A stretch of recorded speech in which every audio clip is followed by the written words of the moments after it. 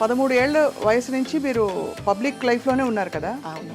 ఎప్పుడైనా నాకు నా జీవితం కావాలి, నేను హాయిగా ఫ్రీగా ఉండే పరిస్థితులు కావాలి అని అనిపించిందా? నేనే కదా అప్పటికి ఎవరు నేను ఇలా ఉండాలి అని ఎవరు డిజైన్ చేసుకోరు. కరెక్ట్. కాకపోతే ఇందులోకి వచ్చాక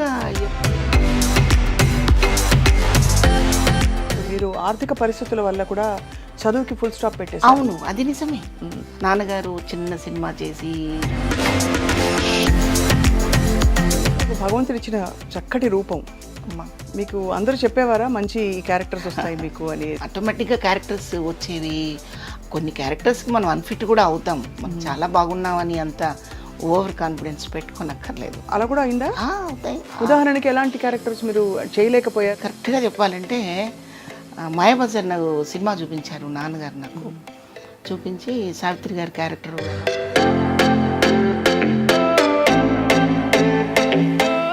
నేను చేయను.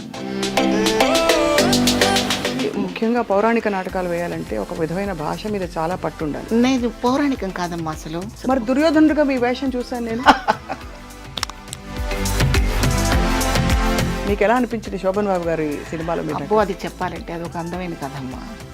మానవుడు దానవుడు సినిమాకి ఒక 21 సార్లు వెళ్ళానమ్మా. కానీ అంత చక్కగా అంత అందంగా ఉండే శివపార్వతి గారు ఎక్కువ హీరోయిన్ పాత్రల నుంచి తొందరగా అమ్మ క్యారెక్టర్స్కి వెళ్ళిపోయారనే క్వశ్చన్ మిమ్మల్ని చాలా మంది అడుగుంటారు. మీరు అంత అందం అంటుంటే డౌట్ వస్తుందిరా నాకు. ఇప్పుడు మరి టీవీ సీరియల్స్ ప్రపంచం ఎలా ఉంది మీకు? ఇక్కడ రకరకాల ప్రదేశాల నుంచి ఆర్టిస్టులు వస్తున్నారమ్మా. మన తెలుగు వాళ్ళకి కొంచెం ప్రాధాన్యత ఇండస్ట్రీలో అండ్ అలాగే సమాజంలో కూడా అమ్మాయిలు నిలదొక్కుకోవడానికి ఇప్పుడు కొంచెం స్వాతంత్రం వస్తుంది. కానీ మీరేమంటారు? ఎక్కడ వస్తుంది అంటే ఎక్కడో ఒక 20 మందిలో ఇద్దరు వచ్చి గొంతెత్తి ప్రశ్నించగలుగుతున్నారు కానీ ప్రశ్న జవాబు దొరకట్లేదు. స్కూళ్ళల్లో జరిగేవి జరిగిపోతా ఉన్నాయి. పసిపిల్లలని కూడా చూడకుండా దారుణాలు ఎన్ని జరిగిపోతున్నాయి.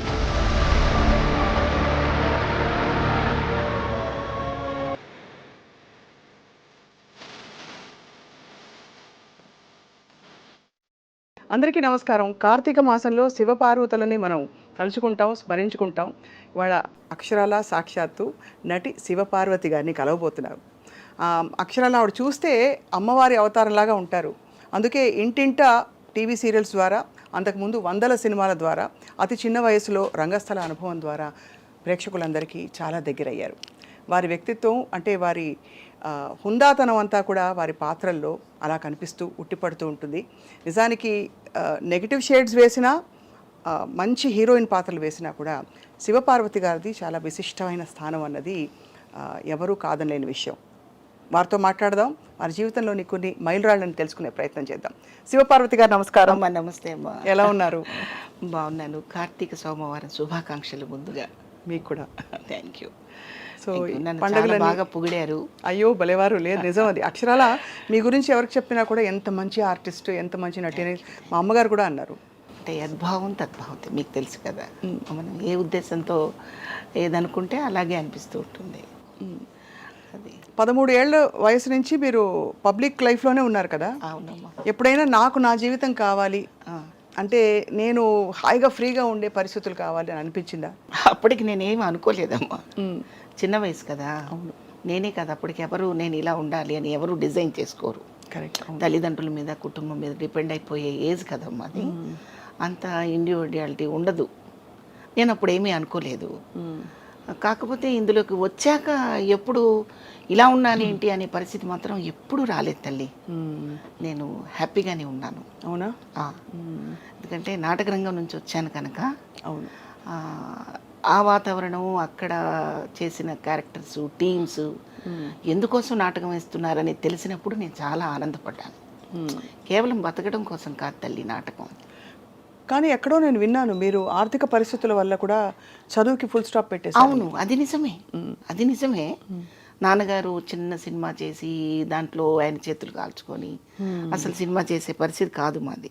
ఆయన ఉత్సాహం, ఆయనకున్న ఇంట్రెస్ట్ అలా దారి తీసింది. సో అది వద్దు, అది అవ్వదు అనుకున్న తర్వాత తెనాల్లో పుట్టి పెరగడం చేత ఆ కళాకారుల మధ్య ఉన్న ప్రోత్సాహం వల్ల నేను ఆర్టిస్ట్ని అయ్యాను.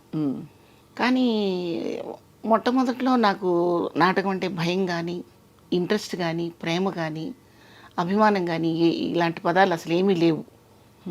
వాళ్ళు ఏదో మేకప్ వేశారు, అందంగా డ్రెస్ వేశారు, స్టేజ్ ఎక్కమన్నారు. ఆ జనాన్ని చూసి అసలు కాన్సన్ట్రేషన్ పూర్తిగా జనం మీద పెట్టాలనే ఆలోచన కూడా లేని వయసు అది. నన్ను ఎవరన్నా చూస్తున్నారా లేదని వెతుక్కునే రోజు అనమాట అది. చిన్న వయసులో ఆడపిల్లలు అలాగే ఉంటారు. అవును అవును నిజం. కానీ ఆ సిగ్గు బిడియం లేకుండా స్టేజ్ మీదకి వచ్చి అందరి ముందు ఒక డైలాగ్ చెప్పాలన్నా కూడా అది కూడా చాలా పెద్ద భయం కూడా ఉండేది కాదు. అదే చెప్తున్నాను నేను. భయం ఉండేది కాదు. అసలు నన్ను ఎవరైనా చూస్తున్నారా లేదు, చూడాలి అని, అందరూ చూడాలనే ఒక తపన తప్ప ఇంకోటి లేదు. భయం లేదు. ఆ భయం లేకపోవడమే నాకు ప్లస్ పాయింట్ అయింది. భయపడితే ఆర్టిస్ట్ అవ్వలేరు కదమ్మా. అవును నిజమే. అవును. అప్పటి నుంచి మీకు భగవంతుడు ఇచ్చిన చక్కటి రూపం. అమ్మా మీకు అందరూ చెప్పేవారా మంచి క్యారెక్టర్స్ వస్తాయి మీకు అనేది? అట్లా ఏమీ లేదు. ఆటోమేటిక్గా క్యారెక్టర్స్ వచ్చేవి. కొన్ని క్యారెక్టర్స్కి మనం అన్ఫిట్ కూడా అవుతాం. మనం చాలా బాగున్నామని అంత ఓవర్ కాన్ఫిడెన్స్ పెట్టుకోనక్కర్లేదు. అలా అలా కూడా అయిందా? అవుతాయి నాటకాలు. మనం చెడగొట్టిన పరిస్థితులు ఉంటాయి. కొన్ని క్యారెక్టర్స్ తెలియక, చేతకాక. ఉదాహరణకి ఎలాంటి క్యారెక్టర్స్ మీరు చేయలేకపోయారు, లేకపోతే చేతకాకో లేకపోతే ఇంకో కారణం వల్ల మీకు తప్పిపోయాయని చెప్పచ్చు? తప్పిపోవడం అంటే కరెక్ట్గా చెప్పాలంటే మాయాబజార్ నాకు సినిమా చూపించారు నాన్నగారు. నాకు చూపించి సావిత్రి గారి క్యారెక్టర్ ఎలా ఉందో, ఎలా చేశారు చూడు, అది నువ్వు నాటకంలో చేయాలి అన్నారు. నేను చేయనన్నాను. నేనే చేయనన్నాను. కారణం ఏంటంటే ఆమెలాగా ఇంకొకరు చేయలేరు, ఆమెలాగా ఇంకొకరిని చూడలేరు. ఆ క్యారెక్టర్ అంతే అనమాట. 100కి 100% అనొచ్చో, 1000కి 1000% అనొచ్చో, ఏమనాలో నాకైతే తెలియదు. కానీ కొన్ని పాత్రలు వాళ్ళు చేశాక ఇంకొకళ్ళు చేయకూడదు. అవును. ఇమిటేషన్ చేసినా కూడా కరెక్ట్ కాదు, సాధ్యపడదు. అంటే అది రంగస్థలం మీద వేయించాలనా లేక నాటకం?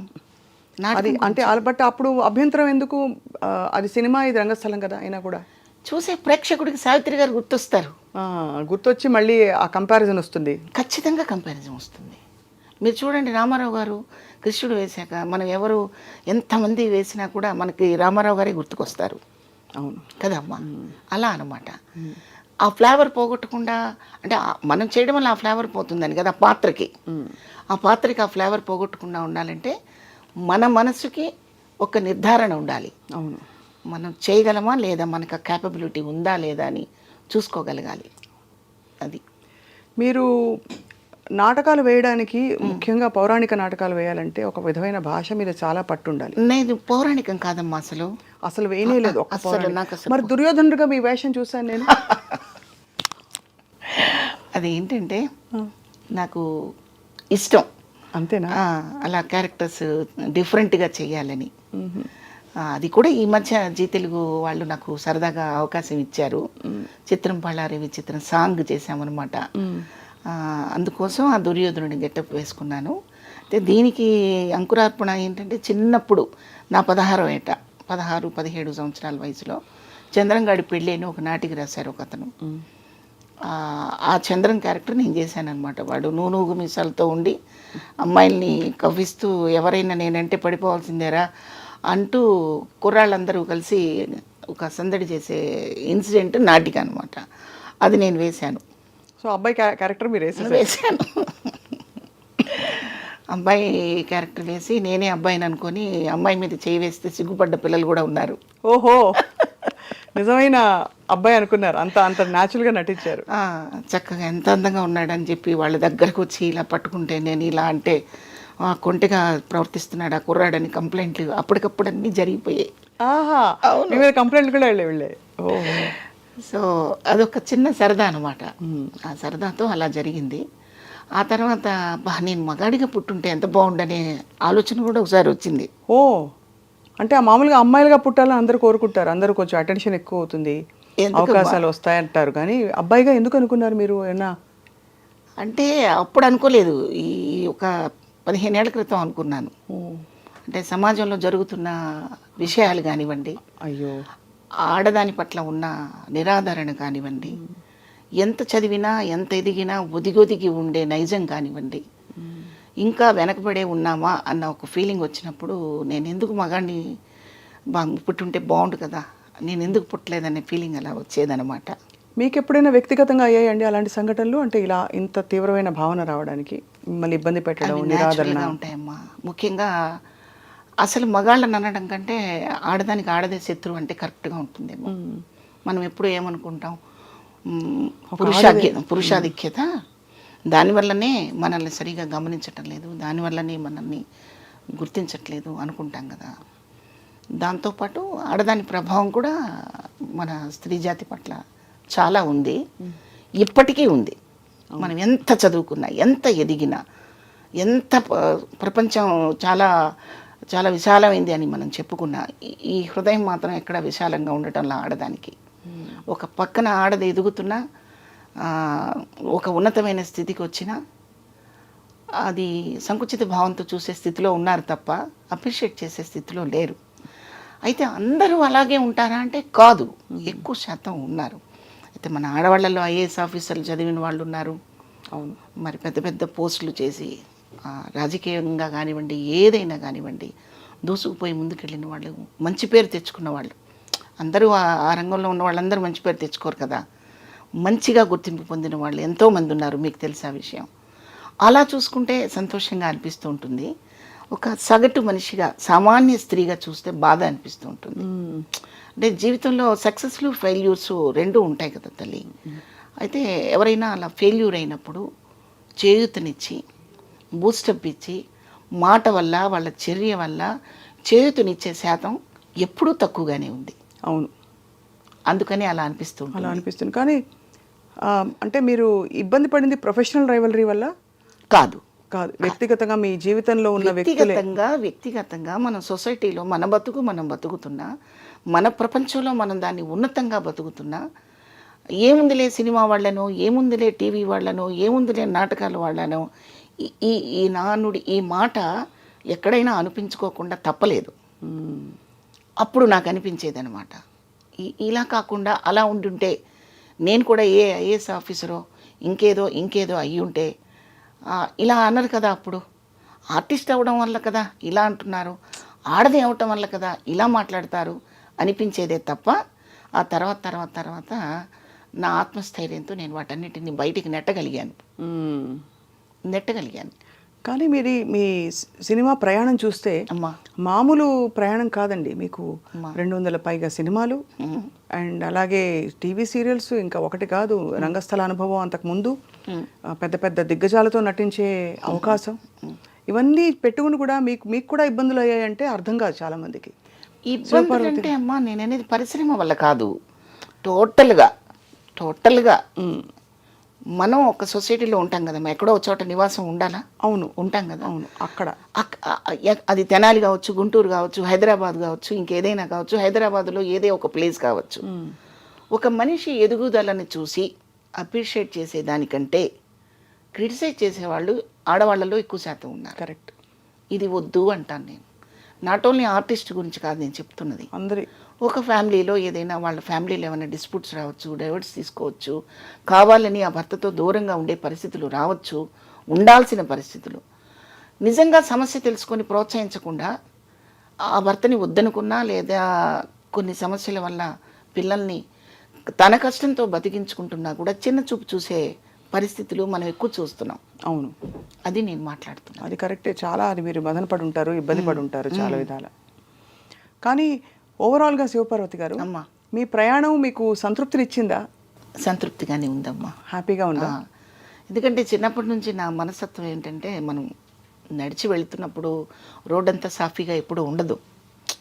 ఒక్కోసారి ఏవో తగులుతుంటాయి కాళ్ళకి, వాటి నెట్టేసి వెళ్ళిపోవాలి. కానీ దాని గురించి పెద్ద భూతద్దంలో చూపించి అలవాటు లేదు నాకు. ఎవరు మీకు అండాదండ? అంటే మీరు సినిమా పరిశ్రమలోకి వచ్చాక, ఇది కొత్త పరిశ్రమ, ఇక్కడ ఎంత నాన్నగారికి ఒక సినిమా తీసిన అనుభవం ఉన్నా కూడా మీకు ఎవరు వెన్నంటే ఎవరు ఉండేవారు? మీతో కూడా ఎవరు ఉండేవారు? నాతో కూడా ఉన్నది మా అమ్మ, మా నాన్నగారే. బట్ సినిమా ఇండస్ట్రీకి వచ్చాక సంపూర్ణంగా పరుచూరి బ్రదర్స్. అవును, అది వాళ్ళు మిమ్మల్ని చూసి గుర్తించారు. సంపూర్ణంగా పరుచూరి బ్రదర్స్ వాళ్ళు నాకు తండ్రి అనుకుంటే తండ్రి, అన్న అనుకుంటే అన్న, గురువు అనుకుంటే గురువు. సంపూర్ణంగా వాళ్ళ అండదండలు, వాళ్ళ ప్రోత్సాహం అన్నీ ఉన్నాయి నాకు. ఎంటైర్ ఫ్యామిలీ వాళ్ళిద్దరు ఒకటే అని కూడా నేను చెప్పలేను. బుజ్జమ్మ గారు కానివ్వండి, పచ్చూరు గోపాలకృష్ణ గారి మిస్సెస్ బుజ్జమ్మ గారు కానివ్వండి, వెంకటేశ్వరరావు గారి ఫ్యామిలీ కానివ్వండి, వాళ్ళ పిల్లలు అందరూ కూడా ఆర్టిస్టుతో పాటు నా వ్యక్తిత్వాన్ని కూడా గౌరవించగలిగిన పరిస్థితి నేను ఏర్పరచుకున్నాను. సో వాళ్ళ ప్రోత్సాహం ఎప్పుడూ ఉంది. ఇక ఇండస్ట్రీకి వచ్చాక నాకు వేషం ఇచ్చిన ప్రతి డైరెక్టరు, ప్రొడ్యూసరు కూడా నన్ను ప్రోత్సహించారనే చెప్పాలి కదమ్మా. అవును, నిజమే కదా. ఎందుకంటే నేను ఫస్ట్ టైం యాక్ట్ చేస్తున్నప్పుడు వాళ్ళ దగ్గర నా వైఖరి తెలియదు, నేను ఎంత బాగా చేస్తానో ఎంత బాగా చెడగొడతానో రెండూ తెలియదు. ఒక కాన్ఫిడెన్స్తో క్యారెక్టర్ ఇచ్చినప్పుడు అది ఎంకరేజ్ చేసినట్టే కదా. అది ఎర్రమల్లెలే ఫస్ట్ కదా మ్యామ్ మీది? ఎర్రమల్లెలు ఎర్రమల్లెలే ఎర్రమల్లెలే ఫస్ట్ అవుతుంది. దాని తర్వాత సప్తపరి చేశారు. అది చిన్న వేషాలు అందులో, అంటే 2 సీన్లు 3 సీన్లు ఉండే వేషాలు. కానీ మీకు మంచి గుర్తింపు వచ్చింది మాత్రం శోభన్ బాబు గారితో కలిసి సర్పయాగం. అప్పటికి పరశుర బ్రదర్స్ వాళ్ళు పరిచయం చేయబట్టే కదా మీరు అసలు వాళ్ళు పరిచయం చేయకపోతే నేను లేనమ్మా. అసలు నేను లేను, నేను ఎవరో తెలీదు. ఇప్పుడు మీరు చెప్పే ఎర్రమల్లెలు సప్తపది కూడా నేను తెనాల్లో ఉండి నా నాటకాలు నేను వేసుకుంటూ నా బిజీలో నేను ఉండి మధ్యలో ఎప్పుడో ఒక 6 నెలలకు, ఒక సంవత్సరానికో వాళ్ళు పిలిస్తే ఒక వేషం వేసి రావడమే తప్ప ఫుల్ కాన్సన్ట్రేషన్ దీని మీద పెట్టింది లేదు. నేనంటూ హైదరాబాదు వచ్చి ఇక్కడే నివాసం ఉండి ఇక్కడ క్యారెక్టర్స్ చేస్తూ ఉండటం కోసం వచ్చిన అవకాశం ఇచ్చింది మాత్రం పరచూరి బ్రదర్స్. అప్పట్లో మీకు ఇంట్లో కానీ ఎక్స్టెండెడ్ పెద్ద కుటుంబాలు ఉన్నప్పుడు పెద్దలు చాలామంది ఉంటారు, పిన్నులు, అత్తలు, వాళ్ళందరూ ఎప్పుడు ఆపలేదా మిమ్మల్ని సినిమా ఇండస్ట్రీకి ఎందుకు మనకి అవసరం లేదు? ఆపకపోవడం కాదు, అసలు వాళ్ళకు చిన్న చూపు. ఓహో, నాటకాలు అంటే చిన్న చూపు, సినిమా అంటే ఏదో సినిమాల్లోకి వెళ్ళిపోతున్నారు, అక్కడ ఏదో జరిగిపోతుంది అనే ఒక అవును ఆ రోజుల్లో ఉండేది కూడా. ఇది 70వ 80వ దశకాల్లో బాగా ఇంకా ఎక్కువ ఉండేదని అంటుంటారు. కాబట్టి మీ కుటుంబం ఎలాంటి కుటుంబం శివపార్వతి గారు? బాగా ట్రెడిషనల్గా ఉండేవారా లేక కొంచెం అభ్యుదయ భావజాలం ఉండేవాళ్ళ? అలా ఏం కాదు. అమ్మ అన్ఎడ్యుకేటెడ్, అమ్మకు అసలు ఏమీ తెలియదు. నాన్న చదువుకున్నారు, నాన్న ఆర్టిస్టు, బాగా పాడతారు, బాగా పాడేవారు. ఆయనకి నాటకాలు అంటే ఇంట్రెస్ట్. అది పూర్తి ట్రెడిషన్ అంతా పకడ్బందీగా అలాగా ఏమీ లేదు. ఆమెకు అసలు ప్రపంచమే తెలియదు ఆమెకి. మేము 7 పిల్లలను పుట్టామనేది ఆశ్చర్యంగా అనిపిస్తుంటుంది నాకు ఒక్కొక్కసారి అమ్మ గురించి గుర్తు చేసుకుంటే. చాలా చిన్న ఫ్యామిలీ, ఫైనాన్షియల్గా కూడా మేమేదో పెద్ద ఎదిగి అంత స్థిరంగా ఉన్న వ్యక్తులమేం కాదు. ఓ చిన్న, అంటే ఉండడానికి ఇల్లు, బతకడానికి చిన్న వనరులు ఉన్న ఫ్యామిలీయే తప్ప వెల్ సెటిల్డ్ అని చెప్పే అంత ఏం కాదు. అలా అనమాట. ఎంతమంది అక్క చెల్లెళ్ళు మీరు? ఇద్దరు. అండ్ ముగ్గురు బ్రదర్స్. సో అయితే మీరు మొత్తం 5గురికి మీరు అంటే దాదాపు బ్రెడ్విన్నర్ అని చెప్పారు. 7గురిలో 2 వెళ్ళిపోయారు. ఎప్పుడు? చిన్నప్పుడే? చిన్నప్పుడు. మేము 5, 3 బ్రదర్స్ ఉన్నారు. అసలు పెద్ద పెద్ద కుటుంబాల్లో ఎన్ని జరిగిపోతూ ఉంటాయండి కళ్ళ ముందు, అర్థం కాదు కదా. అవి మొత్తం అంటే దాన్ని జీర్ణించుకునే లోపు ఇంకోటి ఏదో కొత్త సమస్య, సవాలు, పని, ఒత్తిడి, ఇవన్నీ ఎలా జీవితం, మీ బాల్యం, మీ యవ్వనం అంతా అందులోనే కొనసాగిపోయింది. పెద్ద కుటుంబాల్లో ఏముందిలేమ్మా, మాలాంటి చిన్న కుటుంబాల్లో కూడా ఎన్నో జరుగుతూ ఉంటాయి. అవి ఆపలేము. అంటే అది బుద్ధిని బట్టి, సంస్కారాన్ని బట్టి ఉంటుంది. ఉదాహరణకి మా మదరు చనిపోయి రేపు వచ్చే ఫిబ్రవరికి 2 years అవుతుంది. 2 years. అయితే సమాజం ఎలా ఉంది అంటే డబ్బు వల్ల మనసు ఎదగదు, డబ్బుతో సంబంధమే లేదు. మనిషి ఎదగాలి, మనసు ఎదగాలి. దానికి ఏమి పెద్ద పెద్ద ఎక్విప్మెంట్స్, కోట్లు, డబ్బులు, ఎకరాలు, పొలాలు అక్కర్లేదు. మనసుకు పదును పెడితే చాలు. అయితే ఆ మనసుకు పదును పెట్టడం చాలామంది మర్చిపోయారు.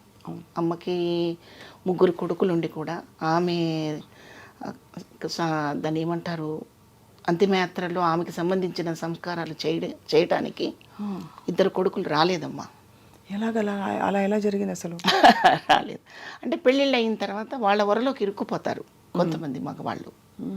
ఆవిడ పర్మిషన్ ఇవ్వలేదని మా మదర్కి ఆ కార్యక్రమాలు చేయలేదు. నా లాస్ట్ దూరంగా ఉంటారా వాళ్ళు బాగా? అంటే అమ్మ బుచ్చిరెడ్డిపాలెంలో ఉంటారు, మా సిస్టర్ అక్కడుంది, అక్కడ నా దగ్గర ఉండేవారు. బ్రదర్స్ రాని బ్రదర్స్ ఎక్కడ ఉంటారు? ఇక్కడ హైదరాబాద్లో ఉంటాడు ఒక బ్రదరు. ఇక్కడి నుంచి రావడానికి కూడా ఇబ్బందా? ఇబ్బంది. వాళ్ళు ఏదో ఇతర దేశాల్లో ఉన్నట్టు ఇతర దేశాల్లో ఉన్న ఈ మధ్య వస్తున్నారు అందరూ, కానీ ఇక్కడే ఉండి రాకపోవడం అనేది చాలా ఆశ్చర్యం. వచ్చారు, కార్యక్రమాలు చేయడానికి వాళ్ళకి సమయం సరిపోదు.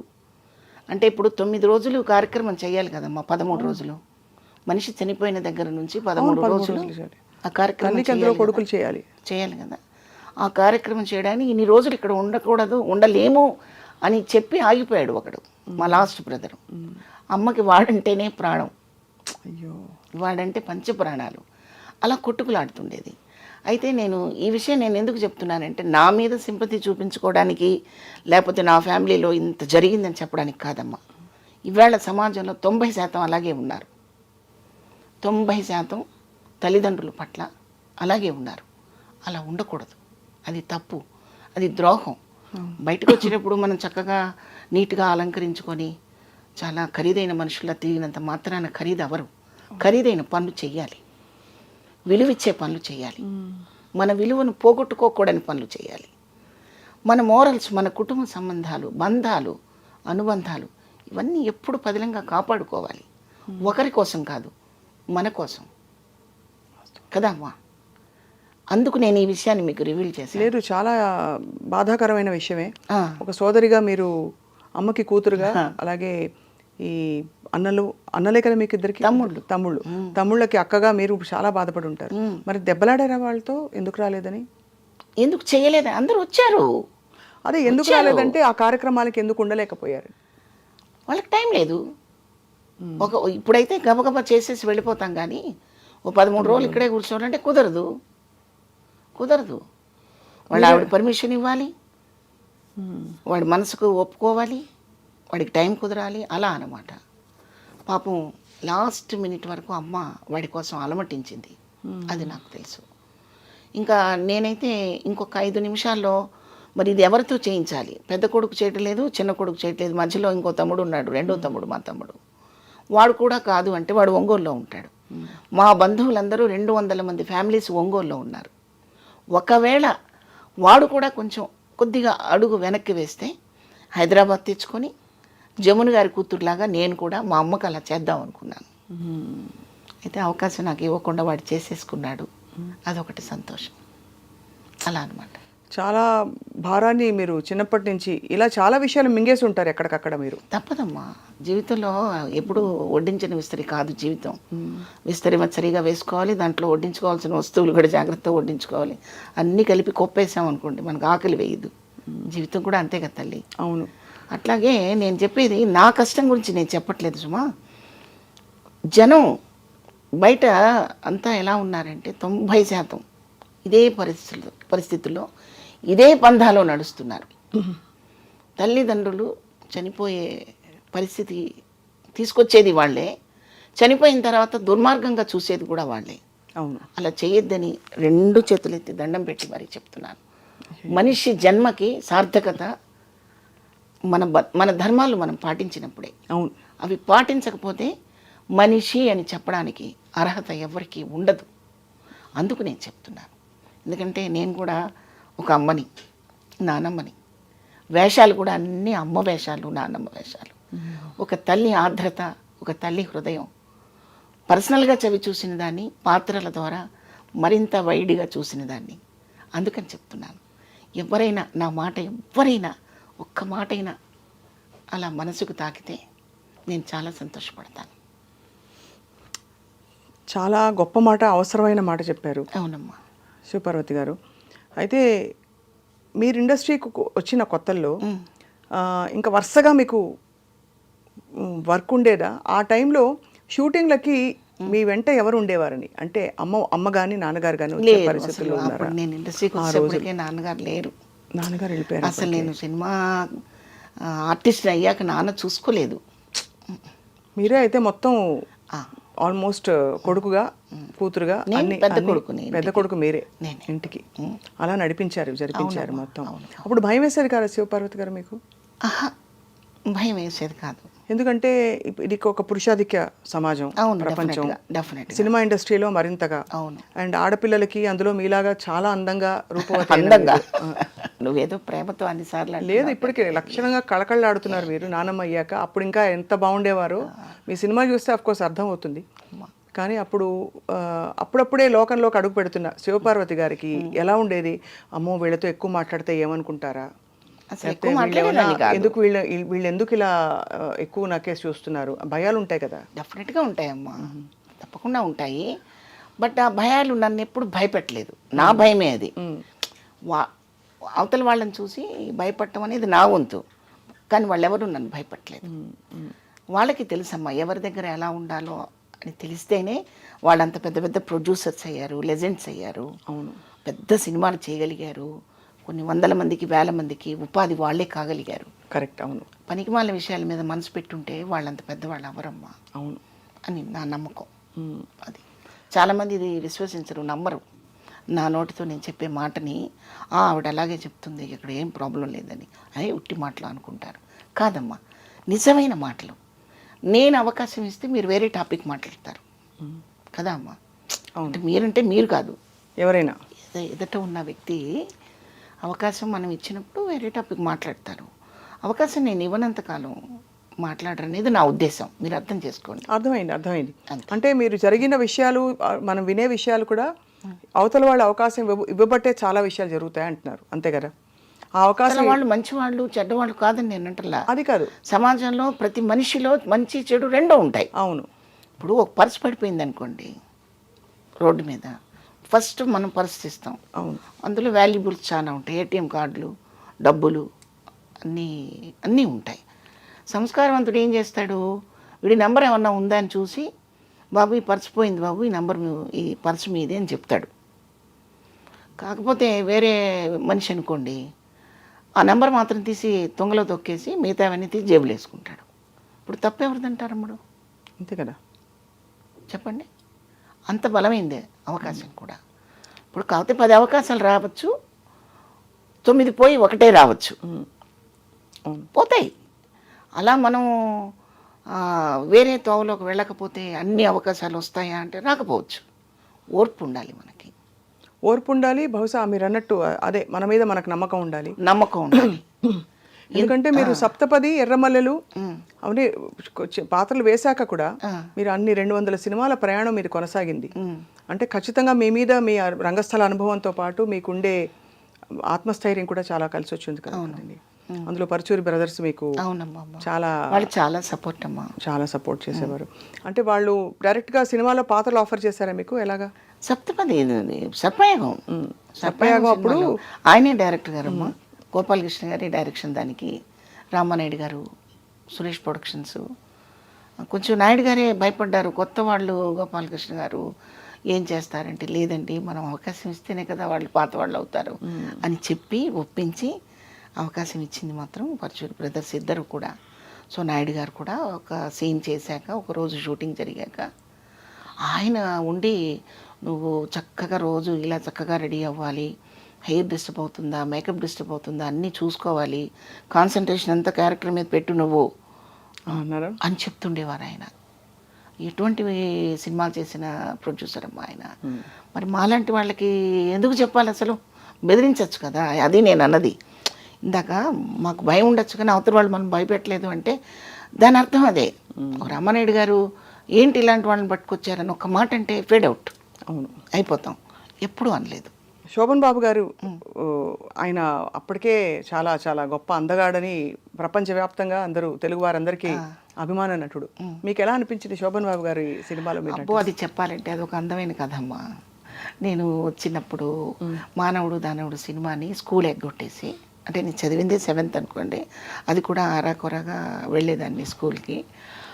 2 దెబ్బలు తిని, తిట్లు తిని వెళ్ళేదాన్ని. అక్కడ తిట్లు తిని బయటకు వచ్చేదాన్ని.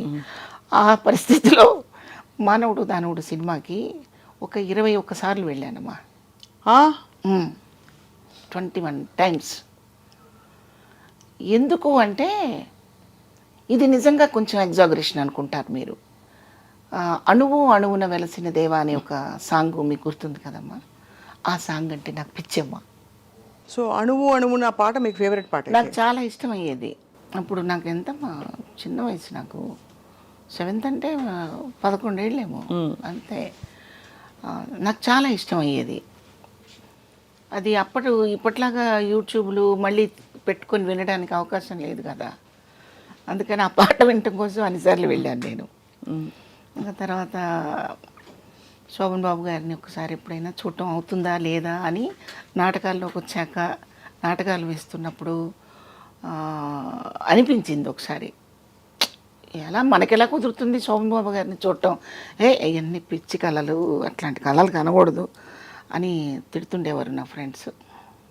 కానీ ఆ శోభన్ బాబు గారితో నేను యాక్ట్ చేస్తున్నానని అనిపించినప్పుడు ఇది కళ నిజమా అనుకుని నన్ను నేను ఇలా తట్టుకున్న రోజు ఉంది. బా నిజంగా అమ్మ, మీరు చెప్పండి అది ఎంత థ్రిల్లింగ్గా ఉంటుంది. అమ్మో, అసలు వినడానికే అసలు ఒకలాగా ఒక డ్రీమ్లా ఉంది కదా, fairy tale. Yes yes. Ticket మా అమ్మ ఇచ్చిన డబ్బులు టికెట్ సరిపోక 75 పైసలు అమ్మ అప్పుడు టికెట్. 75, ఒక్కోసారి 5 అన్నా తగ్గేది, 10 రూపాయలు 10 పైసలన్నా తగ్గేది. వాడికి ఏవో కబుర్లు చెప్పి రోజు వస్తున్నాను కదా రేపు ఇస్తాను 10 రూపాయలు 10 పైసలు అని చెప్పి టికెట్ తీసుకుంటే వాడు జాలీగా చూసి టికెట్ చేతిలో పెట్టేవాడు. రాను వాడు టికెట్ లేకుండా పంపించే స్థితికి వచ్చాడు. మీ అభిమానం తట్టుకోలేక టికెట్ లేకుండా ఏంటి పిచ్చి అని అలా సరే పోను వెళ్ళి కూర్చోని పంపించేవాడు. ఆ చేతిలో 4 వేరుశెనక్కాయలు నువ్వుండ్లో పెట్టుకొని అది చూస్తూ, ఆ సాంగ్ వచ్చేటప్పుడు మాత్రం ఈ లంగాకి ఈ తడంతా తుడిచేసుకొని అక్కడ జరుగుతుంటే ఇలా కళ్ళొత్తుకొని ఏడ్చేదాన్ని. ఆ ఫీల్ ఏంటో తెలిసేది కాదు. అలాంటి నేను శోభన్ బాబు గారిని ఇలా ఇంత డిస్టెన్స్లో చూసినప్పుడు, ఆయనతో పాటు నేను యాక్ట్ చేస్తున్నప్పుడు ఎలా ఉంటుందమ్మా చెప్పండి. థ్రిల్లింగ్ థ్రిల్లింగ్ థ్రిల్లింగ్ అలా అనమాట. సో ఫస్ట్ డైలాగ్ ఏంటి మీరు శోభన్ బాబు గారితో? ఫస్ట్ డైలాగు ఇక్కడ ఈ చెస్ట్ హాస్పిటల్ ఉంది కదమ్మా ఈఎస్ఐ దగ్గర, ఆ హాస్పిటల్లో ఆ షాట్ పెట్టడం కూడా నా టైంకి అది బ్యాడ్ అనుకోవాలో గుడ్ అనుకోవాలో నాకు తెలీదు. చక్కగా ఇలా కెమెరా స్టాండ్ చేసి పెట్టి చెప్పిన కాదు, ఈ ఒక స్టేర్ కేసు నుంచి ఎక్కి ఆ స్టేర్ కేసు నుంచి దిగి ఆయన్ని ట్రేస్ చేసి పట్టుకొని నా బిడ్డని మీరు ఎలాగైనా బతికించాలి డాక్టర్ గారు, ఎన్ని కోట్లైనా పర్వాలేదని చెప్పి మీ కాళ్ళు పట్టుకుంటానని పరిగెడుతూ చెప్పే డైలాగ్ అది. ఆ డైలాగ్ నేను ఎక్కడో ఆగిపోతున్నాను ప్రతిసారి. ఆగిపోతుంటే అన్ని లైట్లన్నీ ఆపేశారు, నాకు టెన్షన్ వచ్చేసింది. ఆయన దగ్గరికి పిలిచి ఇలా షోల్డర్ మీద చేయి వేసి, ఏది ఫ్రీగా ఇచ్చిన టికెట్తో సహా నేను వెళ్ళి చూసి వచ్చిన శివపార్వతిని ఆయన ఇలాగా షోల్డర్ మీద చేయి వేసి, ఎందుకు టెన్షన్ పడుతున్నామ్మా నువ్వు అన్నారు. తెలియదండి, పరిగెడుతుంటేనేమో ఇది గసొస్తుంది, మీరు అనేది నాకు ఊహించలేకపోతున్నాను, భయం వేస్తుంది, డైలాగ్ మర్చిపోతున్నాను అని. అంటే ఇక్కడ ఒక అక్షరం పోయినా ఎవ్వరు ఇక్కడ అదే అక్షరం పలకలేదని అడిగే షాట్ కాదు ఇది. మీరు ఒకటే గుర్తుపెట్టుకోండి అమ్మా, మీ బిడ్డకి బాగాలేదు, డాక్టర్ని ప్రాధాయపడుతున్నారు, మీరేం చెప్పాలో చెప్పేసేయండి అన్నాడు. ఇంకా తర్వాత ఒకటే షాట్లో ఓకే అయిపోయింది అది. అబ్బా, ఏం చెప్పారు చెప్పరా ప్లీజ్? అదే చెప్పాను అక్కడ. డాక్టర్ గారు ఒకసారి డాక్టర్ గారు డాక్టర్ గారు డాక్టర్ గారు డాక్టర్ గారు అంటూ వెంటబడి పరిగెత్తుకుని వెళ్ళి, ఎన్ని కోట్లైనా ఇస్తాను డాక్టర్ గారు, నా బిడ్డని బతికించండి డాక్టర్ గారు, ప్లీజ్ డాక్టర్ గారు, ప్లీజ్ డాక్టర్ గారు అంటుండగా షార్ట్ అయిపోయింది.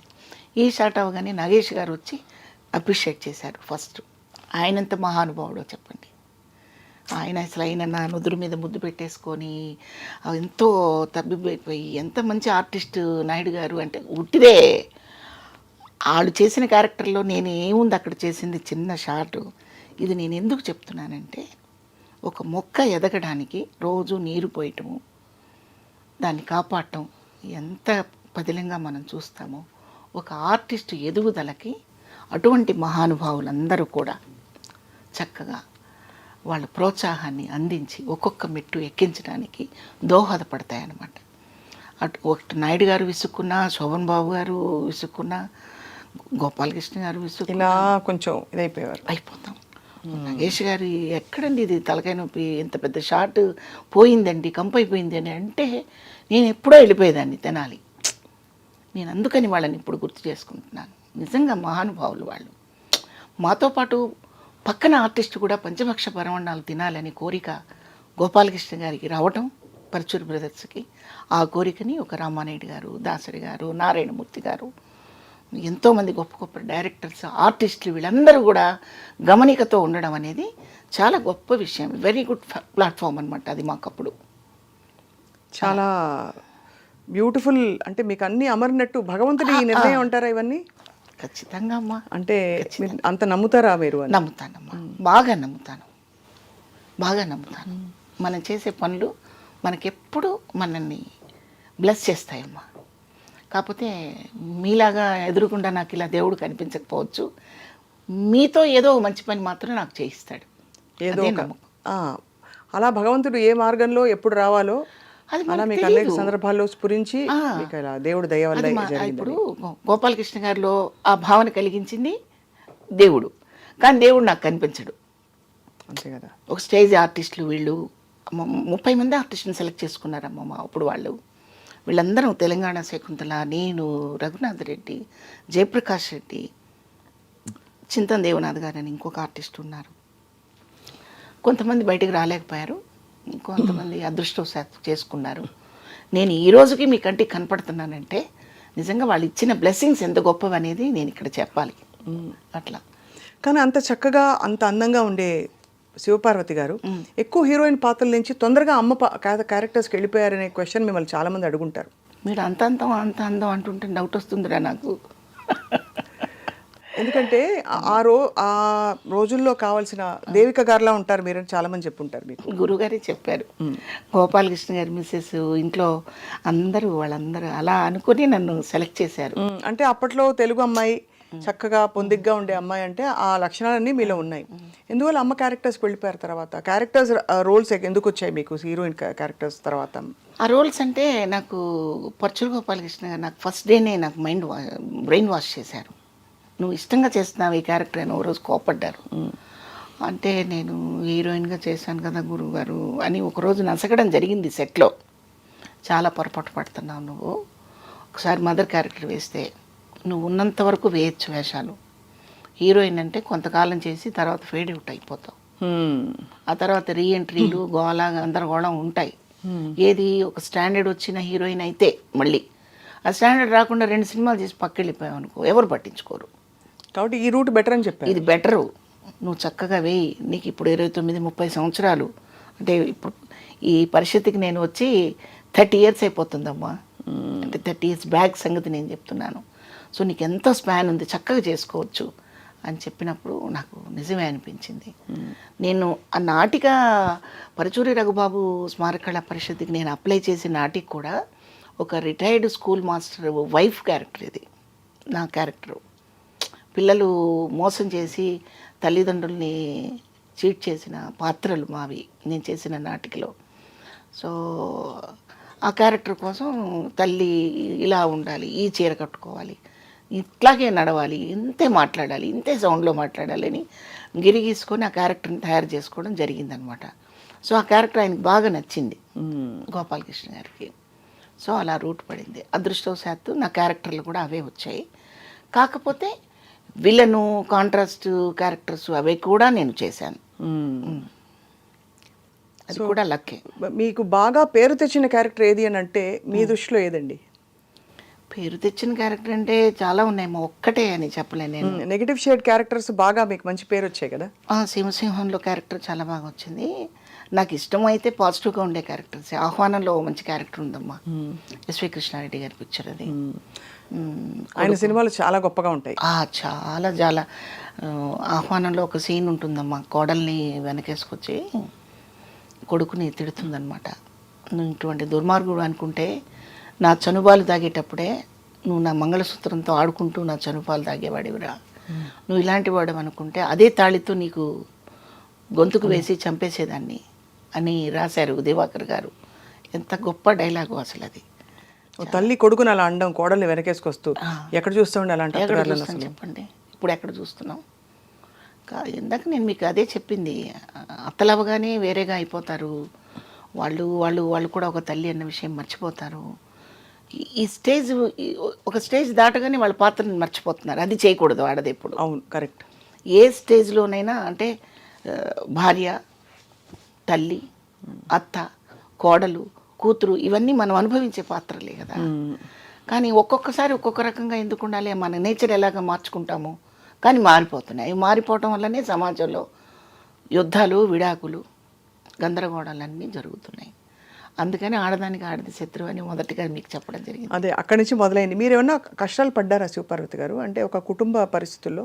డెఫినెట్గా ఇప్పుడు మా ఫాదర్ తర్వాత కుటుంబం అంతా నేనే భుజాన్ని వేసుకున్నాను. అమ్మని, పిల్లలని, అంటే నా తమ్ముళ్ళని అందరినీ నా పిల్లలు అనుకుని పెంచడం. సో మీరు సంపాదించి ఇంటికి తెచ్చి పెట్టేవారు మొత్తం? పెట్టకుండా ఎలా పెరుగుతారమ్మా? అవునా, అది పెద్ద బాధ్యత కదా. బాధ్యత.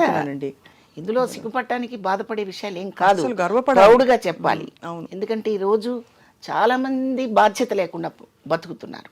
బాధ్యతతోనే బతకాలి. మనది భారతదేశం. మనమందరం సమైక్యంగా చక్కగా మన కుటుంబాలు కళకళలాడుతూ ఉండాలంటే బాధ్యతలు మర్చిపోకూడదు. వేరే పోకడల మీద ఎక్కువ కాన్సన్ట్రేట్ చేయకూడదు. అవును. ఎవరు ఆకలితో ఉన్నారో, ఎవరికి ఆకలి తీర్చాలో గమనించకపోతే మనిషి అనే పదానికి అర్థమే ఉంటుందమ్మా. అందుకని అంటే ఆడపిల్లలందరూ ఆర్టిస్టులు అయ్యి కష్టపడి కుటుంబాన్ని పోషించండి అని కాదు నేను చెప్పడం. బాధ్యత లేకుండా కొంతమంది ఉంటున్నారు. అబ్బాయిలు ఉద్యోగాలు వచ్చాక వాళ్ళ లైఫ్ స్టైల్ వేరుగా పెట్టుకొని కుటుంబాన్ని మర్చిపోయే వాళ్ళు ఎంతోమంది ఉంటున్నారు. అలా కాకూడదు. అందరూ బాధ్యతగా ఉండాలి. అందరిలో మనం ఉండాలి. అవును. అది ఈ సమయంలో మీ వివాహం ఎప్పుడైంది శివపార్వతి గారు? చిన్నప్పుడు అంటే నాకు బాబు 19 ఇయర్స్కే బాబు పుట్టాడమ్మా. చాలా ఎర్లీగా మ్యారేజ్ అయిపోయింది. ఆయన కూడా ఆర్టిస్టే, గుంటూరు. అవును. మీ ఇద్దరు పెళ్ళి ఇంట్లో ఒప్పుకోలేదు కదా? ఒప్పుకోలేదు. ఇంకా ఒప్పుకోరా? ఇప్పుడు అయిపోయాం కదా, ముసలాళ్ళం అయిపోయాము. నాకు కొడుకు, మనవడు. ఎందువల్ల? ఆయన ఆర్టిస్ట్ అయినా కూడా మీరు ఆర్టిస్ట్, హాయిగా ఉంటారు ఇద్దరు, ఇష్టపడి చేసుకున్న పెళ్ళిని ఎందుకు ఎవరు ఒప్పుకోలేదు? మొట్టమొదటి నుంచి ఆర్టిస్ట్ అంటే ఒక చులకన భావన మా సమాజానికి. ఆర్టిస్ట్ అంటే ముఖ్యంగా నాటకాల వాళ్ళంటే ఇంకా చులకన భావన. అంటే ఒక స్టాండర్డ్ లేదు వీళ్ళకి, చదువు ఉండదు, సరైన ఫ్యామిలీ ఉండదని ఒక అపోహ. కానీ కాదు. ఇప్పుడు బుర్రా సుబ్రహ్మణ్య శాస్త్రి గారు ఉన్నారమ్మా, తెనాలి సాయిమాధవ్ గారు నాన్నగారు మీకు తెలుసు. అయితే ఆడవేషాలు ఆడవాళ్లే వేయని రోజుల్లో ఆయన ఆడవేషాలు వేసిన రోజులు అవి. అవును. అప్పట్లో ఆడవేషాలు ఆడవాళ్ళు వేసేవాళ్ళు కాదు. అవును. కొంచెం రిస్ట్రిక్షన్స్ పెట్టుకుని ఉన్నారు. ఆ రోజుల్లో కుటుంబంలో నుంచి ఒక ఆర్టిస్ట్ వచ్చింది అంటే వాళ్ళు వింతగా చూసేవాళ్ళు. ఈ వింత పాత్రను తీసుకెళ్ళి ఫ్యామిలీలో ఇన్సర్ట్ చేయడానికి ఒప్పుకునేవాళ్ళు కాదు. అంటే ఆ రోజుల్లో ఇంటి పని చేయాలి, వంట పని చేయాలి, బట్టలు ఉతకాలి, పక్కగా గృహిణి పనులన్నీ చేయాలి. కానీ ఇలా అందంగా రెడీ అయిపోయి ఎక్కడికో ప్రదర్శన ఇవ్వడానికి వెళ్ళటం ఏంటి అనేది ఒక పాయింట్ అది. అవును. అయితే ప్రాబ్లం మా వాళ్ళ దగ్గర కూడా ఉంది, మా ఆర్టిస్టుల దగ్గర కూడా. బహుపాత్ర అనేది చెయ్యాలి ఆర్టిస్ట్. ఈ విషయాన్ని మనకి మా అందరికీ బాస్ వాణిశ్రీ గారు ఎప్పుడో ఒకసారి చెప్పారు ఒక ఇంటర్వ్యూలో. ఆర్టిస్టు కెమెరా ముందు మాత్రమే ఆర్టిస్టు, ఇంటికి వస్తే తల్లి పాత్ర, భార్య పాత్ర, ఇవన్నీ చెయ్యాలి కదా. అవును. చేస్తే ఫ్యామిలీ మిగులుతుంది. ఇక్కడ కూడా మేడం మేడం అంటూ గొడుగు పట్టుకుని ఎవడొస్తాడు? కరెక్టే కదా. ఇది మానండి అని ఆవిడ చెప్పారు ఒక ఇంటర్వ్యూలో. అలాగే మా ఆర్టిస్టులు చేసే తప్పు ఏంటంటే మాకు వంట చేయటం రాదు, బట్టలు మడతేయటం రాదు, వండుకోవటం రాదు, తినటం రాదు. ఇది కరెక్ట్ కాదు. నేనైతే అసలు ఎప్పుడూ నాకు అలాగ ఇది రాదు అది రాదు అని చెప్పడం నాకు రాదు తల్లి. నేను అన్నీ చేసుకోగలుగుతాను, ఓ 10 మందికి వండి పెట్టగలుగుతాను. నాకు రాదు అంటే ఏమిటి? అలా ఎందుకు ఉండాలి? అలా ఉండండి, సెట్ అవుతాయి, బాగుంటాయి. అలాగని చెప్పి అన్నీ సెట్ అయిపోతాయి, అన్నీ బాగుంటాయని కాదు నేను అనేది.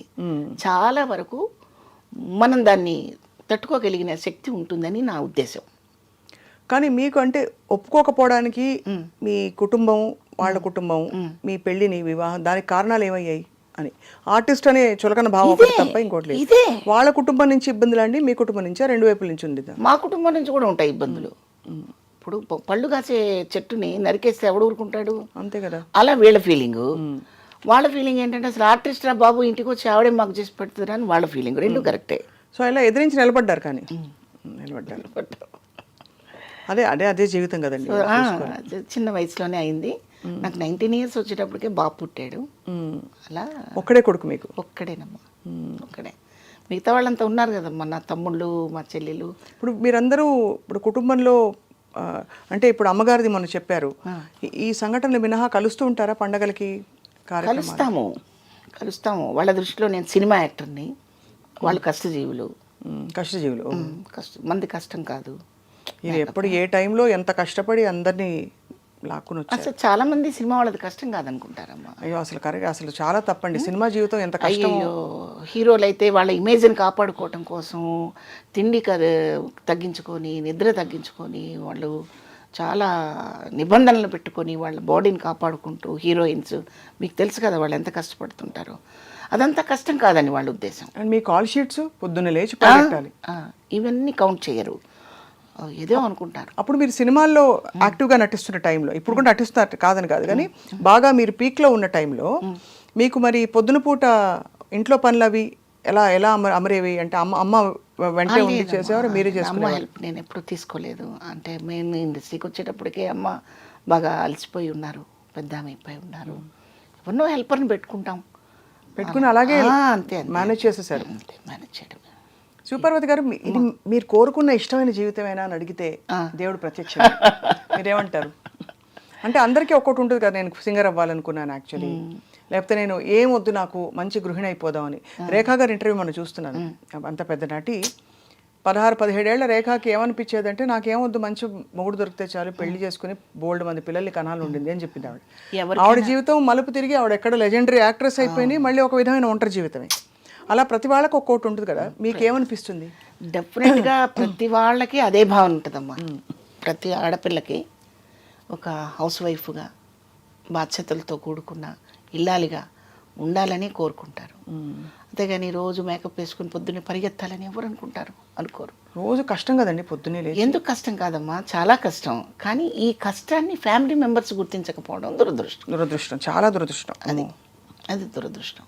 ఇప్పుడు మా హస్బెండ్ తరపు నుంచి మా మరుదులు కానివ్వండి, వాళ్ళు కానివ్వండి, మేము పెద్దవాళ్ళం అయిపోయాక ఏదో క్షమించేసి అప్పుడప్పుడు రాకలు పోకలు గడుస్తూ ఉన్నాయి తప్ప, మనస్ఫూర్తిగా ఆర్టిస్ట్కి తలుపులు అలా తెరిచి ఉంచిన దాఖలాలు లేవు. అయితే కొన్ని పొరపాట్లు మన వైపు నుంచి కూడా ఉన్నాయి, మీకు నేను చెప్పాను కదా. అవును, మన వైపు నుంచి కూడా కొన్ని నిబంధనలు, కొన్ని పద్ధతులు పాటించకుండా ఉండడం మాత్రం జరుగుతూ ఉంది. అందరూ అలా ఉండరు, అందరినీ అలా అనుకోక్కర్లేదు. మనకి చాలామంది ఉన్నారు అలాగా. మనకి అంజలీదేవి గారు, వాళ్ళందరినీ తీసుకోండి, భానుమతి గారు, వాణిశ్రీ గారు, వాళ్ళ లైఫ్లో వాళ్ళ ఫ్యామిలీలు, పిల్లలు, సంసారాలు లేవా వాళ్ళకి? చెప్పండి. ఉన్నారు. ఎక్కడో కొన్ని జరిగిన పొరపాట్లను తీసుకొచ్చి చెడునైతే బాగా స్ప్రెడ్ చేసి మాట్లాడతాం కానీ మంచిని మాట్లాడరు కదా. అవును, అది నిజం మీరు అన్నది. మంచిని గుర్తుపెట్టుకుంటే ఇక్కడ ఎవరెవరు ఉన్నారు, ఇక్కడ ఆర్టిస్టులు, ఈ సినిమా అనే ఇండస్ట్రీలో ఎంతమంది లెజెండ్స్ ఉన్నారు. ఒక భానుమతి గారు, ఒక కన్నాంబ గారు, సూర్యకాంతం గారు, సావిత్రి గారు, వాణిశ్రీ గారు, వాళ్ళందరూ ఇక్కడ ఎటువంటి పిల్లర్స్ నాటి వెళ్ళారు. మన హీరోలు రామారావు గారు, నాగేశ్వరరావు గారు, క్యారెక్టర్ ఆర్టిస్టులుగా వచ్చేసరికి ఎస్వి రంగారావు గారు, గుమ్మడి గారు, ఇటువంటి లెజెండ్స్ ఉన్న ఈ ఇండస్ట్రీలో నీటమ్మా నేను అసలు ఒక చిన్న ఇసుక రేణువు లాంటి దాన్ని. అంతే, ఇది నిజం. మరి ఈ నిజాన్ని మనం మర్చిపోయి ఏదో వంకరగా మాట్లాడుకోవటం, ఏదో ఒక్కరగా సృష్టించేసి చెప్పుకోవడం అది సబబు కాదు. దీన్ని విలువగానే వాడుకోవాలి. తిన్న ఇంటి వాసాలు లెక్క పెట్టడం అనేది చేయకూడదు తల్లి. మనకి జన్మనిచ్చిన తల్లి ఎంత విలువైనదో మన ప్రొఫెషన్లో ఒక కళాకారుడుగా ఈ లైఫ్ ఇచ్చినప్పుడు మనం కళామ తల్లి అంటాం. కళామ తల్లే. మరి ఎవరి ప్రొఫెషన్ వాళ్ళకి గొప్ప కదా. గొప్ప, డెఫినెట్గా. మీకు అన్నం పెట్టి మిమ్మల్ని మీ వ్యక్తిత్వాన్ని, మీ ప్రతిభని బయటికి తీసుకొచ్చిన ఇండస్ట్రీ. అయితే నేను నిక్కచ్చిగా చెప్పేది ఏంటంటే, ఈ ఫీల్డ్లోకి వచ్చాను, నేను ఇలా బాధపడుతున్నానని నేను ఎప్పుడు అనుకోలేదమ్మా. దైవ సాక్షిగా నేను అనుకోలేదు. ఎందుకంటే నేను ఈరోజు మీ ముందు కూర్చొని మాట్లాడటానికి ఏంటమ్మా, నేను ఏమన్నా అమెరికా ప్రెసిడెంట్నా, లేకపోతే ఏమన్నా భారతదేశాన్ని ఉద్ధరించిందండి? ఏమీ కాదు. నా కళారంగంలో నేను చేసిన కొద్దిపాటి స్పాన్లో నా పాత్రల ద్వారా మీకు తెలిసి మీ ఛానల్కి పిలిచి నా గురించి కొన్ని మాటలు మీరు తెలుసుకోవడానికి పిలిచారు. నేను ఆర్టిస్ట్ కాదు, మీరు ఎందుకు పిలుస్తారమ్మా? అసలు మీకేం అవసరం చెప్పండి. నాకేం అవసరం? అసలు నేనేం తెలుసుకుంటే చెప్తాను మీ దగ్గర. కాబట్టి ఆర్టిస్టు అవడం వల్ల నష్టపోతాము నష్టపోయామని రెండూ వాడనక్కర్లేదు. చాలా విషయాలు తెలుసుకున్నామని చెప్పాలి. నేను ఒక్కదాన్ని అయితే నా పాత్రే నేను తెలుసుకుంటూ ఉండేదాన్ని, ఇంకా తెలియకుండా కూడా ఏడుస్తూ ఉండేదాన్నేమో. కానీ ఒక 100 పాత్రలు చేయటం వల్ల ఎవరి దగ్గర ఎలా ప్రవర్తించాలి, ఎవరితో ఎంతవరకు మాట్లాడాలి, ఆ పాత్ర స్పాన్ ఎంతవరకు ఉంటుంది, అవసరమైతే అవతల వాళ్ళకి మనం ఏమైనా చెప్పగలిగిన స్టామినా ఉంటే చెయ్యొచ్చు కదా, ఇవన్నీ నేర్చుకునేది పాత్రల ద్వారానే. ఎంత పెద్ద చదువు చదువుకున్నా రిస్ట్రిక్టెడ్ అయిపోయి వాళ్ళ ఆఫీసులో వాళ్ళ రూమ్లో కూర్చుంటారే తప్ప అయ్యో అని ముందుకు వచ్చే నేచర్ అందరికీ ఉండకపోవచ్చు. బట్ ఒక ఆర్టిస్టు ఒక పాత్ర ద్వారా తిరగబడుతుంది, సహనం వహిస్తుంది, ఏడుస్తుంది, తన పాత్ర ద్వారా విజ్ఞానాన్ని ప్రదర్శిస్తుంది. మరి ఇవన్నీ చెప్పడం కాదా? మరి ఇవన్నీ నేర్చుకున్న మేము కూడా సగటు మనిషితో అలా ఉండడానికి అవకాశం ఉంటుందిగా. ఖచ్చితంగా. మరి ఇన్ని తెలుసుకున్నప్పుడు మేము చాలా నష్టపోయానండి, నేనేదో అవుదాం అనుకున్నానండి. ఎందుకు అవుదాం అనుకున్నావు? ఏమవుదాం అనుకున్నావు? నా ఫీలింగ్ మాత్రం అదేనమ్మా. ఖచ్చితంగా. ఐ థింక్ మనం మామూలుగా పుట్టుటయు నిజము పోవుటయు నిజము నట్టునడి మీ పని నాటకము అన్నమాచార్య కీర్తన.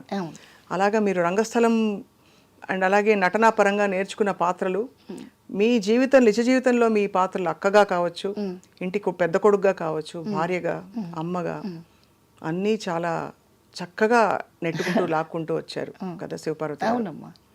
ఇప్పుడు మరి టీవీ సీరియల్స్ ప్రపంచం ఎలా ఉంది మీకు? ఇక్కడ రకరకాల ప్రదేశాల నుంచి ఆర్టిస్టులు వస్తున్నారమ్మా. మన తెలుగు వాళ్ళకి కొంచెం ప్రాధాన్యత తగ్గింది. ఇస్తే ఇవ్వాలి. అవును, తగ్గింది. ఎందుకు తగ్గింది అంటే ఇదేమవుతుందంటే ఇంత వస్తువు ఇచ్చి ఒక 100 మందికి పెట్టండి అన్నట్టుగా వాళ్ళకి తక్కువ టైం ఇచ్చి ఎక్కువగా అవుట్పుట్ కావాలని కోరుకుంటున్నారు ఛానల్స్ అండ్ ప్రొడ్యూసర్స్. డైరెక్టర్ ఏం చేస్తాడు, గబగబా గబగబా గబగబా నేను డైలాగ్ ఓన్ చేసుకునే సమయం ఇవ్వడం లేదు. ఇంత ఫాస్ట్గా చెప్పేయాలి. ఈ చెప్పే దాంట్లో కొంతమంది ఆగి ఆలోచించి చెప్పారనుకోండి, వాళ్ళని తీసి పక్కన పెట్టడం. అసలు డైలాగులు రాకపోయినా వాళ్ళకి ఆనందమే. ఎందుకంటే వాళ్ళు అడగరు కదా, ఏంటిది తప్పు ఉంది ఇక్కడ అని అడగరు కదా. అవును, భాష తెలిస్తే కదా అక్కడ నేను అడగడానికి. అడగనప్పుడు ఇంకా సౌలభ్యం. అందుకని భాష రాని వాళ్ళని పెట్టుకొని తీసే బదులు తీసి అవతల పడేస్తున్నారు అంతే. అలా అంటే సీరియల్స్ షూటింగ్లు అంటున్నాను నేను. సీన్స్ పాత్రలను కూడా మనం కొంచెం దాన్ని చక్కగా పాలిష్ పెట్టాలనుకుంటే టైం పోద్ది అనుకొని ఆర్టిస్ట్ని మార్చేస్తారు. ఆ ఆర్టిస్ట్ మార్చేసే నేపథ్యంలో వేరే వాళ్ళని తీసుకొచ్చుకోవడం పెట్టుకోవడం కొంచెం జరుగుతూ ఉంది. ఆ మధ్య డబ్బింగ్ సీరియల్స్ వల్ల అయిన ఇబ్బందులు చాలా యుద్ధం చేశారు, కానీ మన వాళ్ళు ఏమీ పాపం సాధించలేకపోయారు, ఇంకా వదిలేశారు కదా. ఇప్పుడేమో ఆర్టిస్టులని వేరే వాళ్ళని తీసుకొస్తున్నారనే ఒక ఇబ్బంది ఉంది. కానీ అయినా కూడా కన్నడ నేర్చుకోవాలి ఇప్పుడు మేము. మాకు వాళ్ళతో మాట్లాడాలంటే కన్నడ రాదు కాబట్టి ముందుగా కొన్ని పదాలు నేర్చుకొని అది అట్లా అయిపోయింది. అది నేను తప్పు అనడం లేదు. మంచి ఆర్టిస్టులు ఉన్నారు కన్నడ నుంచి, చాలా మంచి హీరోయిన్స్ ఉన్నారు, హీరోలు ఉన్నారు, అందరూ ఉన్నారు. ఇక్కడ వాళ్ళని కూడా కలుపుకుంటే అభ్యంతరం లేదు. మీరు పాలు తోడేయాలంటే పెరుగు కావాల్సిందే. అచ్చంగా పాలు అలాగే పెట్టారు ఉంటే ఇరిగిపోతాయి కదా. అవును, కనీసం తోడన్నా వేయాలి కదా అందులో. అట్లా ఆర్టిస్టులని ఇక్కడ వాళ్ళని కూడా కొంచెం వాడితే ఖచ్చితంగా వాడాలి. బాగుంటుంది. ఇక్కడ ఏం తక్కువ టాలెంట్, అసలు ఎంతమంది గొప్ప గొప్ప ఆర్టిస్టులు ఉన్నారు, మంచి ఆర్టిస్టులు ఉన్నారు, చాలా మంచి ఆర్టిస్టులు ఉన్నారు. టైమింగ్స్ కొంచెం పాటించలేకపోవడం, మా ఏజ్ లాంటి మా లాంటి వాళ్ళు, అది వాళ్ళకి కొంచెం ఇబ్బందిగా ఉండడం చేత ఇలా జరుగుతున్నాయని నేను అనుకుంటున్నా. మీ బెస్ట్ ఫ్రెండ్ ఎవరు శివపార్వతి గారు? శకుంతల గారా? అప్పుడు ఒకప్పుడు కాదమ్మా. ఎవరు మీకు బాగా సన్నిహితులు ఇండస్ట్రీలో? సన్నిహితులుగా అట్లా గబుక్కున చెప్పలేను, ఎందుకంటే నాకంటే పెద్దవాళ్ళు వాళ్ళు నా ఫ్రెండ్స్ అంటాను వీల్లేదు. ఎక్కువగా అన్నపూర్ణ గారితో మాట్లాడుతుంటాను, రమాప్రభు గారితో మాట్లాడుతుంటాను, ఎప్పుడో ఒకసారి వాణిశ్రీ గారితో మాట్లాడతాను. ఆవిడ ఒక మహాఘని, విజ్ఞాన ఘని. అన్నపూర్ణ గారా? కాదమ్మా, వాణిశ్రీ గారు. అంటే ఈమె కాదని కాదు, నేను చెప్తున్న వ్యక్తి కాదని. అదే అర్థమైంది. మీరు అంటున్నది వాణిశ్రీ గారు అసలు ఆధ్యాత్మికతలో మొత్తం వెళ్ళిపోయి ఒక విజ్ఞాన ఘని. ఎంత అందగత్తండి అసలు. అమ్మ ఏం అందం. చీర కట్టుకి చుక్కలకి వాటికి కొన్ని సార్థకత తీసుకొచ్చిన కొన్ని చీరలకు ఆవిడే అడ్రస్, కేర్ ఆఫ్ అడ్రస్. అప్పటికి ఇప్పటికీ మనం ఆవిడ సినిమాలు ఆ ఫేస్ డిజైన్ మళ్ళీ వేయలేదు ఎప్పుడు దేవుడు, మరి అదేంటో కానీ. అవును. మొత్తం ఇప్పుడు ఆవిడ లోపలికి వెళ్ళిపోయారు, ఇంట్రోవర్ట్ అయిపోయారు బాగా. వెళ్ళిపోయారు. అవును, ఎక్కువ బయటికి కనిపించడం లేదు. లేదు లేదు, అవును అవును. ఫ్రెండ్స్ అని చెప్పడానికి సినిమా ఇండస్ట్రీలో ఉండరమ్మా, ఎవరి పని వాళ్ళదే. అంతేనా? మీకు ఎప్పుడైనా కష్టం వస్తే మరి ఎవరికి చెప్పుకునేవారు? ఎవరు చెప్పారు? నాకే చెప్పుకుంటాను. మీకే చెప్పుకుంటాను. అదే కరెక్ట్ కూడా, అంతే కదమ్మా. అవును కదా. కాతే నాకంటే కాస్త ముందు వచ్చారు కాబట్టి, నాకంటే సీనియర్స్ కాబట్టి తెలిసిన విషయాలు అయి ఉంటాయి కాబట్టి షేర్ చేసుకుంటాను. అన్నపూర్ణ గారితో, రమాప్రభు గారితో షేర్ చేసుకుంటాను. అంతకంటే ఎక్కువగా నాతో మాట్లాడుకుంటాను. మనకి మనమే జడ్జిమెంట్ అవ్వాలమ్మా ఇప్పుడు. పోనీ తెర మీద మీ ఫేవరెట్ కో స్టార్స్ ఎవరంటే ఎవరి పేరు చెప్తారు? ఇప్పుడా? ఇప్పుడు కానీ అప్పుడు కానీ మీరు బాగా గుర్తుండిపోయి కొన్ని సినిమాలు వాళ్ళతో చేయడం ఒకటో రెండో ఆ నాకు సందర్భంలో బాగా ఇష్టమైన వాళ్ళతో నేను అసలు సినిమా చేయలేదు. ఎవరు? చూస్తూ ఉండడమే, ఆరాధనాపూర్వకంగా చూస్తూ ఉండడమే తప్పితే చెయ్యలేదు. ఎవరు? శివపార్వతి గారు మీకు ఇష్టమైన? సావిత్రి గారు. సావిత్రి గారితో. సావిత్రి గారితో ఆవిడతో చిన్న చిన్న అనుబంధం కూడా ఉంది నాకు సావిత్రి గారితో. అదే ఈ మానవుడు దానవుడు సినిమా చూస్తూ ఇంట్లో చివాట్లు తింటున్న సమయంలో సావిత్రి గారికి ఇంకా శారద గారికి చాలా పెద్ద పెద్ద ఆర్టిస్టులందరికీ సన్మానాలు పెట్టారు తెనాల్లో. చూద్దామని వెళితే అన్ని గేట్లు మూసేసి ఉన్నాయి, ఏ గేట్లో నుంచి వెళ్ళలేకపోయాను. అలా పడిగాపులు కాసి కాసి కాసి చివరికి ప్రోగ్రాం అయిపోయి బయటకు వస్తున్నప్పుడు ఆమె దగ్గరగా వెళ్ళి ఇలా పట్టుకున్నాను నేను. పట్టుకుంటే ఆవిడ చేతిలో ఉన్న పుష్పగుచ్చం నా చేతికి ఇచ్చి, దెబ్బలు తగులుతాయి దూరంగా ఉండమని అయ్యో అలా బ్లెస్ చేసి నా తల మీద ఇలా చేయి వేసి అలా దగ్గర తీసుకున్నారు. అదే నాకు బ్లెస్సింగ్స్ ఏమో. ఆ మరుసటి సంవత్సరమే నేను స్టేజ్ ఎక్కడం జరిగింది. మనకి గుళ్ళోకి వెళ్ళాక కొన్ని వైబ్రేషన్స్ వస్తాయి కదా అమ్మ. అలా అవును. అట్లా మనకి జరిగితే నేను ఈరోజు గుళ్ళోకి వెళ్ళి వచ్చాను, అందుకే ఇది మంచి పని జరిగిందని మనం నమ్ముతాం కదా. అట్లాగే ఆమెని టచ్ చేసి ఆమె కోసం అంత టైం వెయిట్ చేసి ఆమెను కలిసిన అనుభూతి నాకు చాలా ఆనందంగా ఉంటుంది. ఇంకా తర్వాత ఇంకా వాణిశ్రీ గారు ఇంకా చెప్పనాలేము కానీ మాటలు ఎన్నో ఉంటాయి గుండెల్లో. ఒక యాక్టింగే కాదు, ఆవిడ చీరకట్టు, బొట్టు, హెయిర్ స్టైలు, ఆవిడ హావభావాలు ఒకటని కాదు. చిన్నబాబు చిన్నబాబు అంటుంటే ఆవిడ హావభావాలు చూడాలి. అసలు ఒకటని కాదు. ఆవిడ సినిమాలు ఆల్మోస్ట్ నేను అన్నీ చూశాను. మేకప్ లేని సినిమాలు చూశాను, బాగా తీర్చిదిద్దిన బొమ్మలాగా తయారైంది.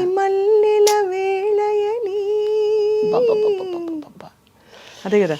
ఏమండి స్వప్న అమ్మ, మీరు ఆ పాట మళ్ళీ చూస్తే ఒక ప్రొఫైల్లో ఉంటుంది షార్ట్, ఆ పెదవి అవును ఇలా ఆ కదపడం కూడా ఎంత అందంగా. ఒక ముగ్ధ అంటారు చూడండి. చిన్న పిల్ల, ప్రపంచం తెలియని అమ్మాయి ఎలా ఉందో అలా ఉంటుంది ఆ షార్ట్లో ఆవిడ. అంటే ఆ ఏజ్ కూడా అదేననుకోండి ఆవిడది. ఇట్లా ఈ పాత్ర ఆ పాత్ర అని కాదండి, ఏ పాత్ర అయినా అవలీలగా చేయగలిగిన పరిస్థితి ఉంది ఆమెకి. మనం సావిత్రి గారు చాలా గొప్పగా గుండెల్లో పెట్టుకున్నాము. ఆ సావిత్రి గారిని కూడా దూకేశారు ఆవిడ, వాణిశ్రీ గారు కదా అమ్మ. వాణిశ్రీ గారు వేసినంత వెరైటీ ఆఫ్ క్యారెక్టర్స్ అసలు వండర్ఫుల్ అనమాట. అసలు ఆవిడ ఐ మేకప్ కానివ్వండి, ఐబ్రోస్ కానివ్వండి, ఆవిడ ప్రజెంట్ చేసే విధానం కానివ్వండి, చాలా ఎక్సలెంట్గా ఉంటాయి. మరి ఆవిడ చీర కట్టు మీకు ఇష్టం కాబట్టి మీ చీరలు, మీ కాస్ట్యూమ్స్ మీరే కొనుక్కుంటారా? సీరియల్స్, సినిమాలు వాళ్ళు ఇస్తారా? సినిమాకి వాళ్ళే కొంటారమ్మా. టీవీకి వచ్చేసరికి అవి ఇవి కలగబులంగా వాడకపోతే ఈ ప్రయాణం నడవదు. ఇక చీర కట్టంటే ఆవిడలాగా కట్టడం ఆవిడకే చేత అవుతుంది, ఇంకెవరు కట్టలేరు. మనం చూస్తూ ఉండడమే, చెయ్యలేము. బట్టల పిచ్చి ఉందా మీకు? నగల పిచ్చి, బట్టల పిచ్చి ఉంది. అది అందరికీ ఉంటుంది. ప్రతి మనకి పిచ్చి ఉన్నా లేకపోయినా మనకి పిచ్చి పెట్టేలా చేస్తారు మన ప్రొఫెషన్లో. ఎందుకంటే మీకు ఎప్పుడు ఒక సూట్ కేసు ప్యాక్ అయ్యి రెడీగా ఉండాలి, నాకు తెలిసి. అంతేనా? ఒక 4-5 చీరలు, బ్లౌజులు, మ్యాచింగ్ జ్యువెలరీ. 4-5 ఏంటమ్మా, 50 పెట్టుకోవాల్సి వస్తుంది ఇప్పుడు. అవునా? ఫుల్ బిజీ అయితే. ఎన్ని రోజులు పనిచేస్తారు శివపార్వతి గారు పర్ మంత్ ఇప్పుడు? సీరియల్కి అయితే ఒక 10 రోజులు, 12 రోజులు, నెలలో అలా పెట్టుకుని 50-60 చీరలతో రెడీగా ఉంటారు ఎప్పుడు. ఎప్పుడు పిలుపు వస్తుంది, కాల్ షీట్ రెడీ రండి. వాళ్ళు కొన్ని కొంటారు, అవి కొన్ని నచ్చవు మనకి, క్యారెక్టర్కి నప్పవు. అప్పుడు మనం కొన్ని చొరవ చేసుకొని కట్టడము, కొనుక్కోవడము, ఇవన్నీ చేయాలి. లేకపోతే ముందుకు వెళ్ళదు సీరియల్. అంతే కదా. ఇంత బిజీలో ఉండి వంట వచ్చా మీకు? బాగా బాగా అంటే మళ్ళీ నా వంట నేను పొగుడుకోకూడదు. ఓకే, నేను వంట చేసుకుంటాను, చక్కగా అలాగే గడుస్తుంది. వంట మనిషి మీదే డిపెండ్ అవ్వాలని ఏం లేదు తల్లి. ఏం చేస్తారు ఆరోగ్యం కాపాడుకోవడానికి? ఎప్పుడు ప్రత్యేకంగా ఏమి చేయనమ్మా. ఆకలి అయితేనే తింటాను, అట్లేం లేదు. ఆకలి అయితేనే తింటాను, ఆకలి కాకపోతే తిన్ను, అదే, ఇంకేం చేయను నేను. శుభం, అది చాలా గొప్ప పెద్ద పూర్వం చెప్పే. ఆకలి కాకపోతే 8 అయింది కాబట్టి ఇడ్లీ తినాలి, 1 గంట అయింది కాబట్టి భోజనం చేయాలి, మళ్ళీ సాయంత్రం 7 అయింది కాబట్టి భోజనం చేయాలి, అట్లా ఏం లేదు. ఆకలి అవ్వకపోతే స్టాప్, ఆకలి అయింది తింటారు, అంతే. అంతేగాని సౌందర్య సాధనాలు, ఆరోగ్య సూత్రాలు అంత లేదు. కానీ ఎప్పుడూ సహజంగా కళకళలాడుతూ అలా అంత నిండైన బొట్టు పెట్టుకుని చక్కగా ఉంటారు. ఎప్పుడైనా గెటప్ మార్చారా మీరు? చండీ రాణి ఆ టైప్లో ఆ రోజుల్లోనా? మార్చాం కదమ్మా. ఇప్పుడు సినిమాలోనే మీకు పాండురంగడికి వచ్చేసరికి చాలా సాఫ్ట్గా ఉంటుంది, సీమసింహం వచ్చేసరికి దానికి కాంట్రాస్ట్గా ఉంటుంది. కొంచెం చిన్న చిన్న మార్పులు చేసుకోకపోతే క్యారెక్టర్ సక్సెస్ అవుతుంది కదా. మనం కట్టుబొట్టు ఖచ్చితంగా మారాల్సిందే, లేకపోతే మళ్ళీ బాగుంటుంది. చాలా గొప్ప ప్రయాణం ఇది. అన్నిటికంటే ఎక్కువ మీరు జీవితం కూడా ప్రయాణం అలా చూశారు. ఒకవైపు మీ సినిమాలు అవన్నీ సీరియల్స్ నడుస్తుంటే, ఇంకోవైపు జీవితంలో కూడా చాలా విషయాలు ఒక యూనివర్సిటీ నేను చూసింది చాలా చిన్న తల్లి, చాలా చిన్నది. ఇది అనంతం, ఎవరికి అంతుపట్టని విషయం ఇది. ఎవరికి వాళ్ళు నేను చాలా తెలుసుకున్నాను, చాలా నడిచి వచ్చాను అనుకుంటారు. ఏమీ లేదు, ఇదే మొదటి మెట్టేమో, ఇంకా తెలుసుకోవాల్సిన ఎన్ని ఉన్నాయో. ఇప్పుడు నెక్స్ట్ అయితే ఫుల్ బిజీ అయితే సీరియల్స్కి వాటికి. ఏమో తెలీదు, ఇప్పుడు ఇలా అనుకున్నాం, రేపు ఎలా ఉంటుందో తెలీదు. తప్పకుండా మీరు ఎప్పుడూ అలా నిండుగా కళకళలాడుతూ కొత్త కొత్త క్యారెక్టర్స్తో మా అందరినీ పలకరిస్తూ ఉండాలని మా కోరిక. శివపార్వతి గారు, తప్పకుండా. ఇంత ఇండస్ట్రీ జీవితం చూశారు మీరు శివపార్వతి గారు. ముఖ్యంగా సినిమా ఇండస్ట్రీలో చాలా అకృత్యాలు జరుగుతున్నాయని చెప్పి హేమ కమిటీ రిపోర్ట్ మొన్న, ఇబ్బందులు, ఆడపిల్లలకు అన్యాయం జరుగుతుంది, ఇబ్బందులు ఉన్నాయని చెప్పి ఆవిడ ఒక తెలుసు కదా మీకు, హేమ కమిటీ మలయాళ చిత్ర పరిశ్రమలో. అలా కాకుండా ఇండస్ట్రీలో అండ్ అలాగే సమాజంలో కూడా అమ్మాయిలు నిలదొక్కుకోవడానికి ఇప్పుడిప్పుడు కొంచెం స్వాతంత్రం వస్తుంది. కానీ ఎక్కడొస్తుంది అంటే ఎక్కడో ఒక 20 మందిలో ఇద్దరు వచ్చి గొంతెత్తి ప్రశ్నించగలుగుతున్నారు కానీ ప్రశ్నకి జవాబు దొరకటం లేదు. స్కూళ్ళల్లో జరిగేవి జరిగిపోతూ ఉన్నాయి. పసిపిల్లలని కూడా చూడకుండా దారుణాలు ఎన్ని జరిగిపోతున్నాయమ్మా. ఆ కాసేపు వేడివేడిగా మాట్లాడుకోవటం, ఛానల్స్లో వచ్చి గుండెలు పగలుకోవటం, మళ్ళీ మామూలుగా అయిపోతున్నారు. ఎందుకు ఇంత దారుణంగా తయారైందంటారు? దారుణంగా అయిపోవటానికి కేవలం చదువు అనేది డబ్బు కోసం చదువుకుంటున్నారు. పెద్ద చదువు చదివితే పెద్ద శాలరీ వస్తుందని భావనతో చదువుకోవటమే తప్పితే, ఆ చదువులో స్కూల్స్లో కూడా కొన్ని చెప్పట్లేదని నేను అనుకుంటున్నాను. అంటే నేను చదువుకున్నది చాలా తక్కువ, చదువు గురించి మాట్లాడే అర్హత నాకు ఉందో లేదో నాకు తెలియదు. కానీ స్కూల్స్లో కొన్ని నిబంధనలు ఖచ్చితంగా పెట్టాలి. డ్రెస్ కోడ్, ఆడపిల్లలకి డ్రెస్ కోడ్ పెట్టాలి. డ్రెస్ కోడ్ పెట్టడం వల్ల ఏమొస్తుంది? చాలా మార్పు వస్తుంది, చాలా ఒక 50% మార్పు వస్తుంది. ఇప్పుడు మనకేం కావాలి, మనకి ఎందుకు వస్త్రం కట్టుకోవాలనేది మనకు తెలుసు. ఆ వస్త్రంలో నుంచి మళ్ళీ ప్రదర్శనలు చేసే పరిస్థితిలో వస్త్రాలు ఉంటే నేను చూడకూడదు, నేను కామెంట్ చేయకూడదు అనడానికి మీకేం అర్హత ఉంది?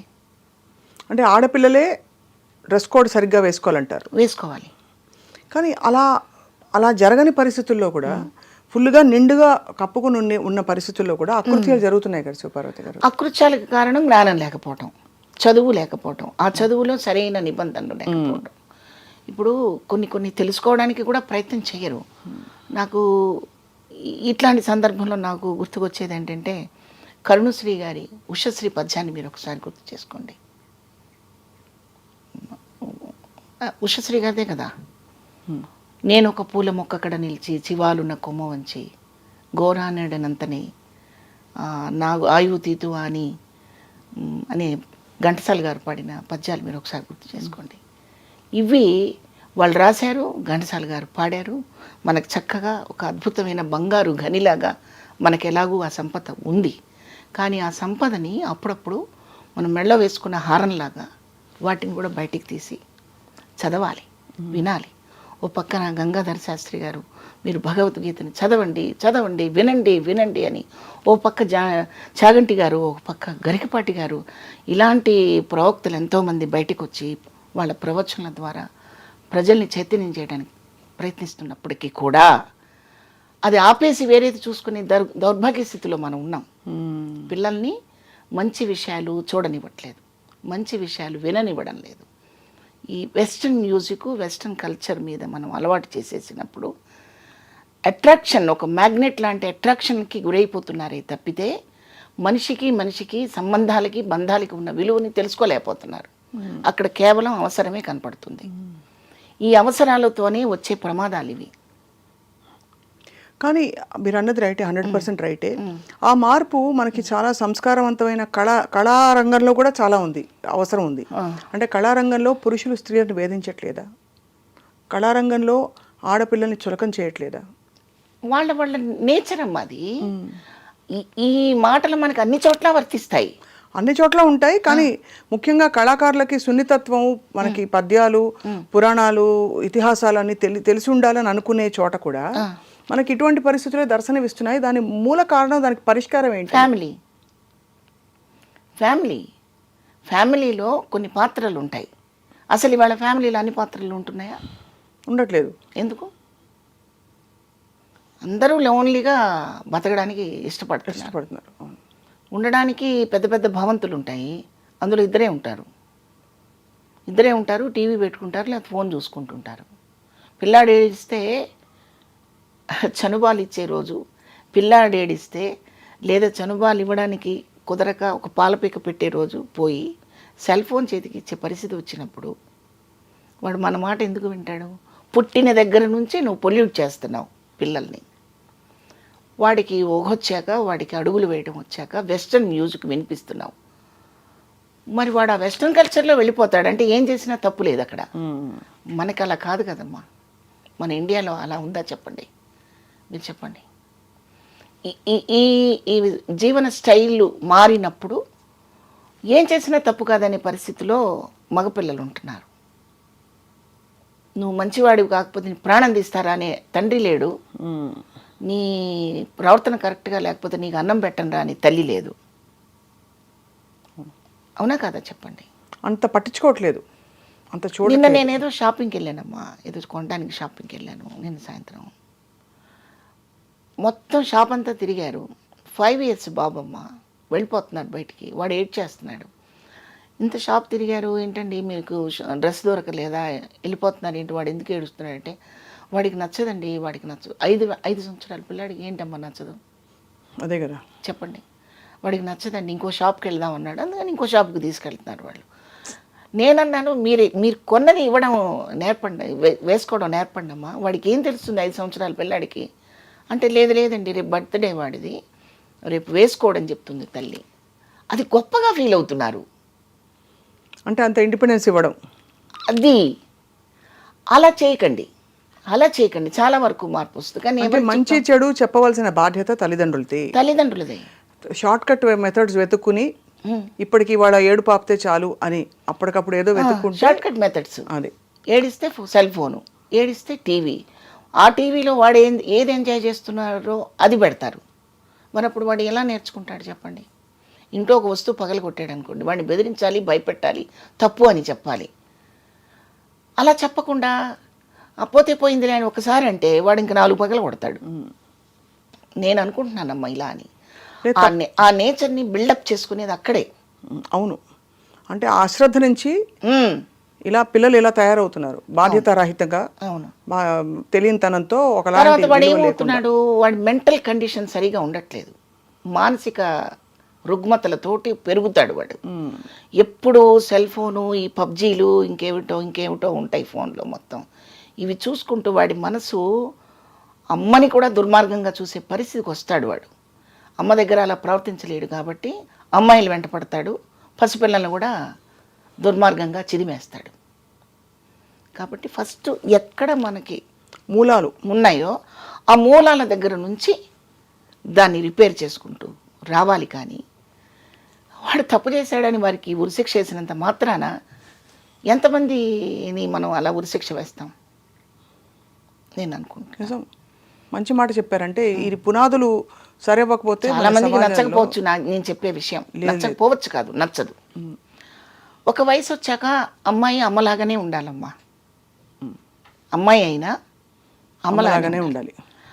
అమ్మాయి వాడి ముందు వేరే రకంగా కనిపిస్తుంది అనుకోండి, వాడు క్రమశిక్షణతో పెరగడమ్మా, పెరగడు, ఖచ్చితంగా పెరగడు. వాడు వాడి భార్యకి ఏం చెప్తాడు? చెప్పలేడు, ధైర్యం లేదు. అమ్మ అయితే భరిస్తుంది, కానీ ఎంత కష్టమైనా భార్య భరించదు కదమ్మా. అంతే, నిజమే. డైవర్ట్స్ ఇవ్వడానికి 5 నిమిషాలు రెడీగా ఉంటారు. అందుకని మా పిల్లలు భయపడుతున్నారు. వీళ్ళ పిల్లల్ని మందలించడానికి వాళ్ళు భయపడుతున్నారు. స్వేచ్ఛ స్వేచ్ఛ స్వేచ్ఛ. ఈ స్వేచ్ఛ పర్వంలో ఏవేవో జరిగిపోతుంటాయి, ఎన్నో జరిగిపోతుంటాయి. అవి ఎప్పుడో మనం అవి సమసిపోయాక, అల్లరంతా సమసిపోయాక మనం మాట్లాడుకుంటే ఏం ఉపయోగం ఉందమ్మా? వాస్తవం, సంఘటనలు జరిగాక ఎంత చర్చించుకున్నా లాభం లేదు. ఏంటి ఉపయోగం? ఎవరికి వాళ్ళు, ఆ కుటుంబాలు బాగా బాగుపడితే పిల్లలు కూడా బాగుపడతారు, వాళ్ళ విలువలు కూడా ఉదయాన్నే లేవగానే నువ్వు దేవుణ్ణి చూడాలి అని చెప్పండి. ఇంట్లో నువ్వు చూడాలి ఖచ్చితంగా. ఏది? పాలు తాగి కాస్త నాకు అన్నం పెట్టు అనే ఏజ్ దగ్గర నుంచి, ఎందుకమ్మా పసిబిడ్డల్ని పెట్టుకొని ఇలా దండం పెట్టించేవాళ్ళం చిన్నప్పుడు. నాకు బాగా గుర్తు, గుళ్ళల్లో ఇలా పసిబిడ్డల్ని తీసుకుని ఒళ్ళో కూర్చోబెట్టుకొని రామ్ రామ్ రామ్ అను నాన్న అంటే వాళ్ళ అలా ఎంజాయ్ చేస్తూ ఇట్లా అంటూ ఆడుకునేవాళ్ళు పిల్లలు. అది అలవాటైపోతుంది. అవును కదా. మరి అది అలవాటు చేయకుండా అసలు ఇంట్లో ఓ పూజ చేసుకోవాలి, దేవుడిని పొద్దున్నే లేచి చక్కగా ఫ్రెష్గా ఆ శుభోదయాన్ని ఎంజాయ్ చేయాలి, దేవుడికి దండం పెట్టుకునే బయటికి వెళ్ళాలి అని చెప్పే కుటుంబాలు చాలా కొద్దిగా కనిపిస్తున్నాయి వాళ్ళ రోజున. చెప్పిన వాళ్ళు శత్రువు అవుతున్నారు. అవును. ఇంకా చెప్తే చాదస్తం అంటారు, ఇంకా చెప్తే తీసుకెళ్ళి ఓల్డేజ్ హోమ్లో పడేస్తారు.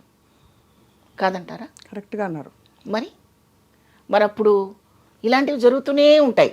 అవును. మనం ఆ తర్వాత అయ్యో అలా జరిగిందండి, పలానా చోట అలా జరిగిందండి, అయ్యో అయ్యో అని మనం ఏదో చాలా ఒడ్డున్న ఉన్న వాళ్ళలాగా మనం మాట్లాడుకుంటూ ఉంటాం. చేయి కాలిపోయిన వాడు వాడి బాధపడి పడుతూనే ఉంటాడు. పర్ఫెక్ట్గా చెప్పారండి.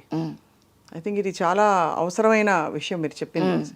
అందరూ ఎవరికి వాళ్ళ పరిస్థితుల్ని ఒక్కసారి పరిశీలించుకోవాలి. మనం ఎలా పెంచు. ఇప్పుడు షాప్కి వెళ్తే రకరకాల డ్రెస్సులు అడుగుతారమ్మా పిల్లలు. మనకంటూ ఒక గిరిగీసి పెట్టాల్సిందే. ఆ బౌండరీస్ లేకపోతే పెట్టాల్సిందే. నేను తప్పు మాట్లాడుతున్నాను అస్సలేదు.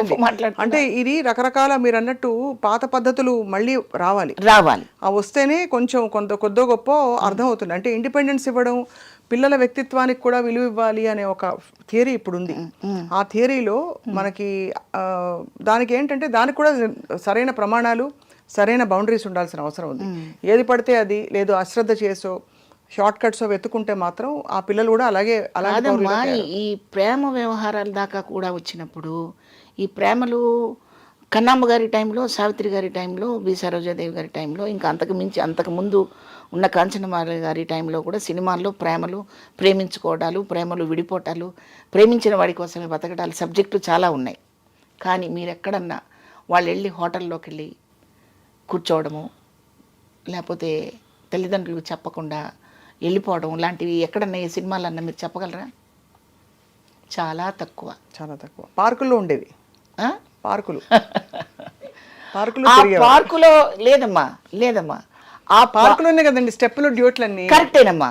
ఆ పార్కుని కూడా వీడి ఊహ ఎంత లాజిక్గా చెప్తాడంటే డైరెక్టరు, పార్కుకి వెళితే అక్కడ ఎంజాయ్ చేస్తే, అక్కడ సరదాగా పాటలు పాడుకుంటే అనేది ఊహించుకుని అన్నట్టుగా మనకు చెప్పేవాళ్ళే తప్పితే సాయంత్రం అక్కడికి వచ్చే నువ్వు అన్న దాఖలా చాలా తక్కువ. అవునా కదా చెప్పండి. అంటే ఆ క్యారెక్టర్ మెచ్యూరిటీని బట్టి, ఆ చొరవని బట్టి పెట్టేవాళ్ళే తప్ప ఆ సీన్స్ నేను 6కి పలానా క్లబ్కి వస్తున్నాను అక్కడికి వచ్చి అనే అంత కల్చర్ మనకు అప్పుడు కల్చర్ లేదు. క్లబ్ అనేది అసలు అవుట్ ఆఫ్ క్వశ్చన్. ఫాస్ట్ అసలు ప్యాంట్ వేసుకోవడమే లేదు కదా ఆ రోజుల్లో సినిమాల్లో. ఇప్పుడు మీరు అన్నది రైటే. ఈ కాలానికి కొన్ని విషయాలు మారినా కూడా పునాదులు అలాగే ఉండాలంటున్నారు. పునాదులు మన ఆలోచన పద్ధతిగా ఉండడం అనేది, అది ఖచ్చితంగా పిల్లలు అలవర్చే బాధ్యత మందే 100% మందే. మొక్క పెట్టిన దగ్గర నుంచి దాని ఎదుగుదలకి బాధ్యత మనదే. అడ్డదిడ్డంగా పెరిగిపోవడానికి మనం అవకాశం ఇచ్చేసేసి వాడు చెడ్డాడంటే మాత్రం అది కరెక్ట్ కాదు. నేను అనుకుంటున్నాను. ఇక్కడ నేను ఎవరిని క్రిటిసైజ్ చేయటం లేదు. నాకు కుటుంబం ఉంది, నాకు కొడుకున్నాడు, నాకు మనవలు ఉన్నారు, నా ఇరుగు పొరుగు వారిని నేను చూస్తున్నాను, గమనిస్తున్నాను. కానీ మనం ఎవ్వరికీ చెప్పే అర్హత లేదు. కానీ ఇప్పుడు నేను ఎందుకు చెప్తున్నానంటే ఛానల్ ద్వారా నాకు అవకాశం ఇచ్చారు. నేను ఇంటికి వెళ్ళి తలుపు కొట్టి అమ్మ మీరు ఇలా ఉండండి అంటే లాజీ లెంపకాయ కొడతారు వాళ్ళు. లేదు లేదు, మీరు అన్నది రైట్. లేదమ్మా వినరు. అవును, ఛానల్ ద్వారా చెప్పే చొరవ అవకాశం నాకు దొరికింది కాబట్టి ఇప్పుడు ఇలా నేను ధైర్యంగా చెప్పగలిగాను. కానీ ఎవరింటికన్నా వెళ్ళి అమ్మ మీరు చక్కగా కుంకుమ బొట్టు పెట్టుకోండి అమ్మా, పిల్లలు ఎదిగొచ్చారు కదా, పెళ్ళిడికి వచ్చేసారు కదా, చీర కట్టుకోండి అమ్మా అన్నాను అనుకోండి, వాళ్ళని లెగాదిగా చూసి మరుసటి రోజు నుంచి తలుపు కూడా తీరు. స్వేచ్ఛ పేరుతో అంగాంగ ప్రదర్శనలు చేసేసుకుంటుంటే బిడ్డల దగ్గరే మనము ఆ బిడ్డల మనసులో పవిత్రమైన భావనలు ఎలా వస్తాయనేది నా ఆర్గ్యుమెంట్. అది ఒక ఏజ్ పెరుగుతున్న కొద్దీ వాళ్ళకి బాడీలో వచ్చే చేంజెస్, మనసులో వచ్చే మార్పులు ఎలా ఉంటాయనేది తల్లిదండ్రులకే బాగా తెలుసు. కాబట్టి మనం చాలా పద్ధతిగా, చాలా క్రమశిక్షణగా ఉంచుకోవాల్సిన బాధ్యత మనకే ఉందని నా ఉద్దేశం. మంచి మాట చెప్పారు శివపార్వతి గారు. యాక్చువల్లీ మీరు ఐ థింక్ మీ కొత్త అవతారం నెక్స్ట్ ఒక మంచి రియాలిటీ షోలో, నిజంగా మీరు ఒక రియాలిటీ షో చేయాలని మా అందరి కోరిక. అవునా? ఆ రియాలిటీ షోలో మీరు తప్పకుండా ఈ విషయాలని పరిష్కరించి విడమర్చి చెప్పే ఒక పాత్ర మీకు రావాలని మేము కోరుకుంటున్నాం. అది రియల్గా శివపార్వతి గారు, నాట్ పాత్రలు కాదు, మీరుగా ప్రత్యక్షం అవ్వాలని మా కోరిక. అది త్వరలో నెరవేరాలని కోరుకుంటున్నాం. తప్పకుండా. Thank you. Thank you so much ma'am. మీ సమయం వాళ్ళ కేటాయించి మాకు చాలా విషయాలు చెప్పారు. మీ ప్రయాణంలో చాలా విషయాలు కూడా తెలుసుకున్నాం. ఒక సందర్భం మీరు అనుమతిస్తే మీతో మేము షాపింగ్ వస్తాం. రండి, హాయిగా వెళ్ళి బోల్డ్ చీరలు కొనుక్కుందాం. రండి తప్పకుండా. Thank you. నాకు చాలా సంతోషంగా ఉందమ్మా. చాలా చక్కగా కావాల్సిన విషయాలు మాట్లాడుకున్నాం. చాలా థ్యాంక్స్ అండి. విషయాలు కాకుండా తప్పకుండా ఐ థింక్ కుదిరితే కప్పు కాఫీ, వీలైతే 4 మాటలు మళ్ళీ. Thank you very much. Right.